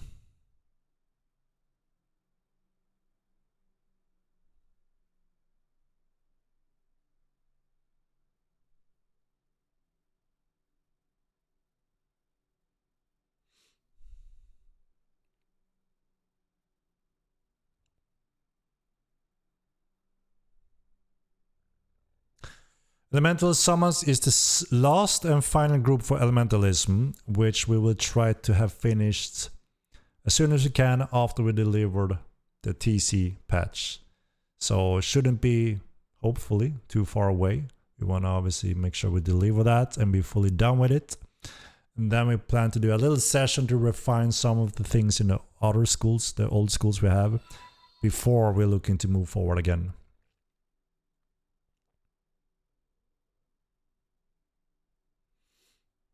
Sitting in shares comes along with RP elements. So we're gonna present some options in the RP elements when we do the community interaction. And sitting comes a little bit hand in hand with some of those features. So you're gonna be able to vote on that as well. Yes, there will be additional boat types over time. Edja.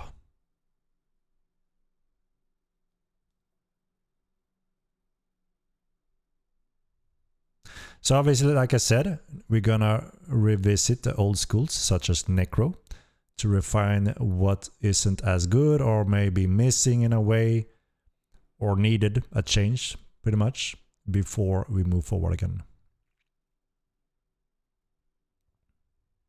I didn't get a chance to try the dice rolling system in the last PTR. Anyone tried it out? Good question. Anyone in here tried it out? The dice rolling? A fun little thing we just added. I thought entities didn't have any summons. So the entities is what people say the summon group. You summon an element that is tied to your character and you can also send it to someone else and it can do good things or negative things.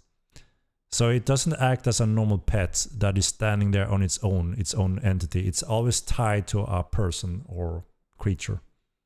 So it's quite different from the other pets.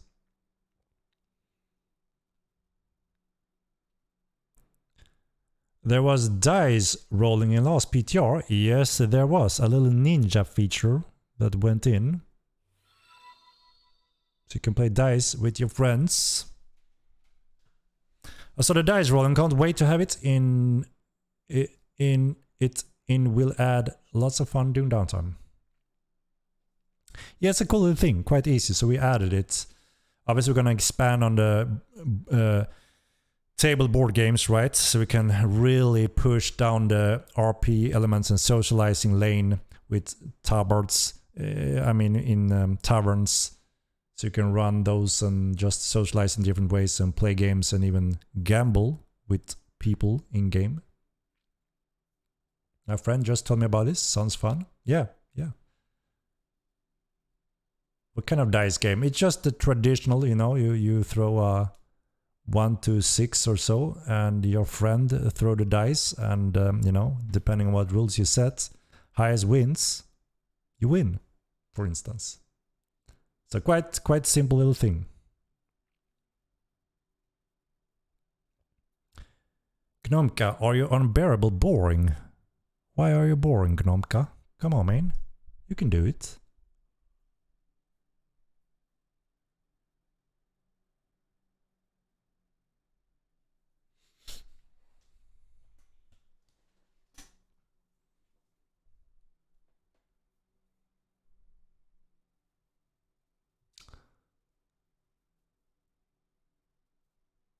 Will there be utility spells like a light spell or like a lantern you can put on your waist or a horse while mining?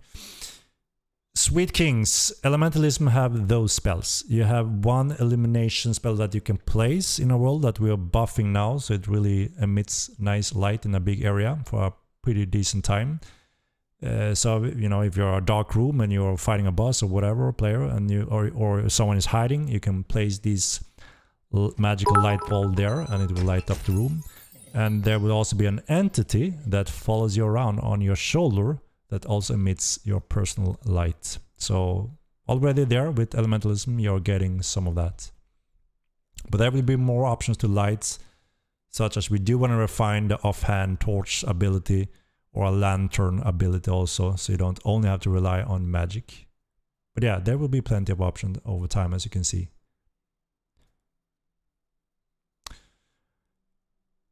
Draconi TV, thank you for the bits.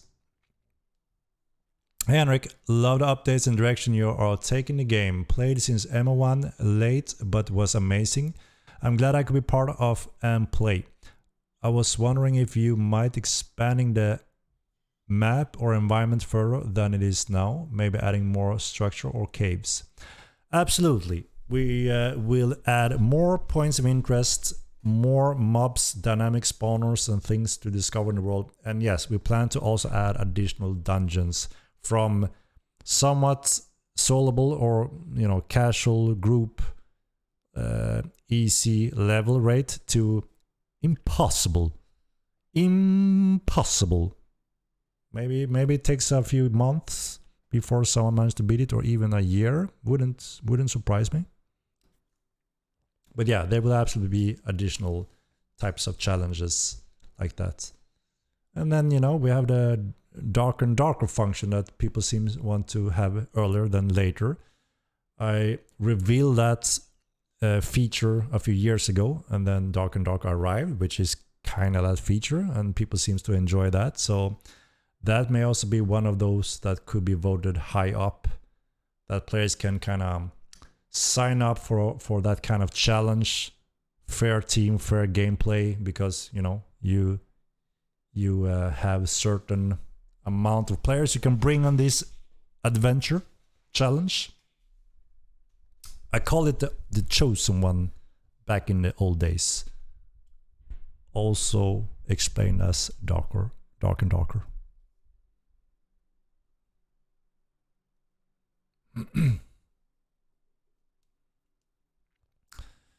Yeah, but we're not doing an external game because there's no need for it. We have a very cool function where you're gonna be able to with TC you're gonna have a specific structure tied to power, and you will be able to open a specific location and bring your squad, and someone else can also participate in this, which means you are against each others in this specific location, and there's a reward.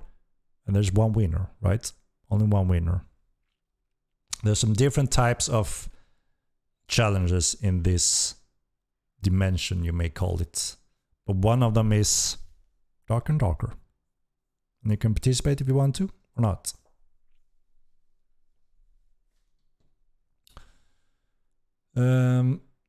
All right, guys. All right. We hit past the 2-hour mark, and we have covered what we set to cover in today's stream. Good discussions, good questions. Got a little brief update on what's expected on next week when it comes to testing.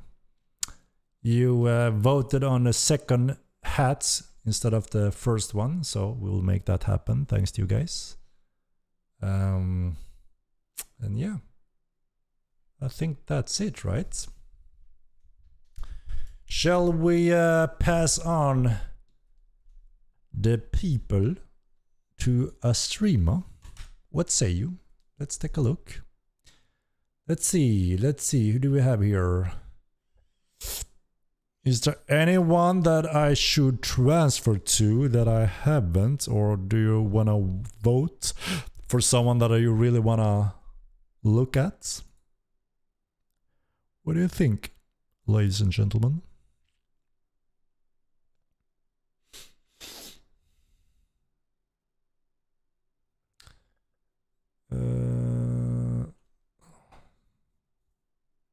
Thank you, Twisted Faith. I appreciate it. Should we do the normal vote then? It seems like there's quite a lot of options in here. Why Agmi is best? What do you mean with that? Agmi is not the best because you can't just say you're best.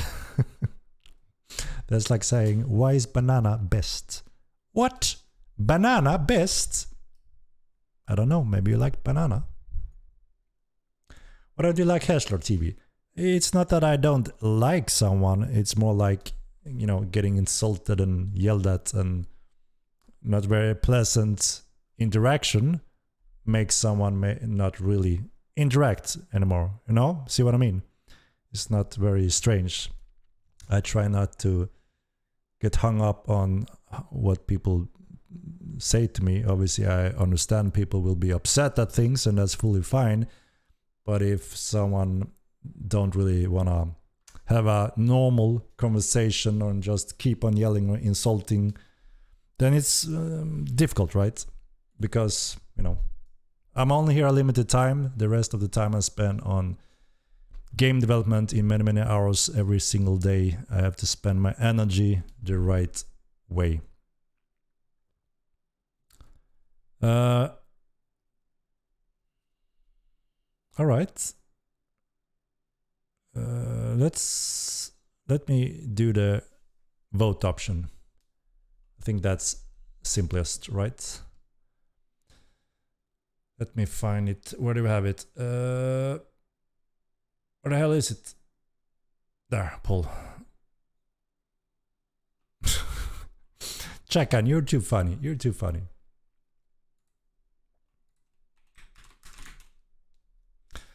I mean, like I said, I'm all for second chances. If someone just had a bad day, you know, said something rude or such.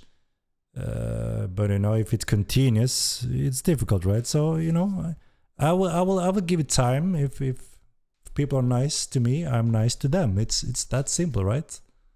It's not very hard. It's not very hard. I don't hold too much grudge if people seems to have their heart in the right place. Know what I mean? Know what I mean?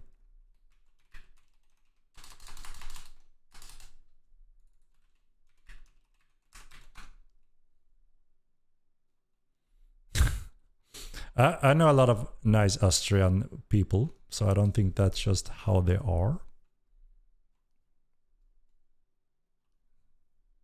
Like I said, I don't have anything personal against anyone that just, you know, go crazy at me sometimes. It happens, God, right? Another one. Thank you very much for the gifts, anonymous gifter. All right, let me do the poll real quick here, guys, and you will make the call, right?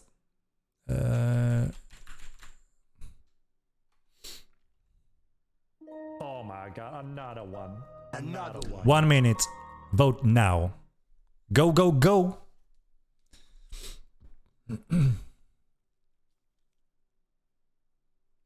Damn, that's cold. What's cold? What is cold? Thank you for the stream. Which the network patch will be the thing you need to complete the tech. We already had it successfully on PTR2, just that we want to push it. You know, we want to push the load much more, which we only can do on live. and with additional marketing event with mmrpg.com, giving out free game time for everyone. I think that will help a little bit, right? So that's the current goal, and hopefully we get some decent numbers there. Oh my god, another one. Another one.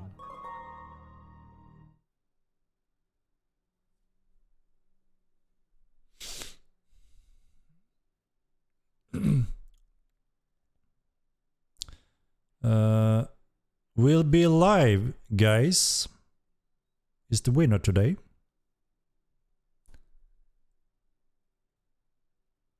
Oh my god, yeah, another one. A pretty new player to Mortal Online, right? Started stream recently and getting deep into Mortal Online. It's awesome to see new players and RP players joining in groups and having a great time. So that's really awesome. Yeah, Thor the Titan is also one of those new players. I see him RP quite a bit, which is really awesome and good entertainment to watch. So awesome to see. Awesome to see. All right, let's do a raid to Will Be Live then, guys. Yeah, we will do a little macro system soon that allows you to do hotkeys, emotes and such pretty soon. I can't say when though. All right, guys. Thank you for all your donations and the subscriptions and questions and inputs and just helping us supporting making the best sandbox MMORPG in all time. You know, this is just the beginning of an epic journey together, and you know, we're taking one very exciting step very soon with TC, and then we take one incredible leap over to Unreal Engine 5 with Epic Game Platform release. It's gold, guys. It's exciting. It's getting closer and closer. All right, let's raid. Let's raid. Will be live. All right, let's give him some support, guys. Follow him and teach him how to do things if he haven't already figured it out. All right, let's do this. Have a wonderful night, and I will see you soon again. All right, have a good one and good night. All right, here goes the raid. All right, thank you. Bye bye.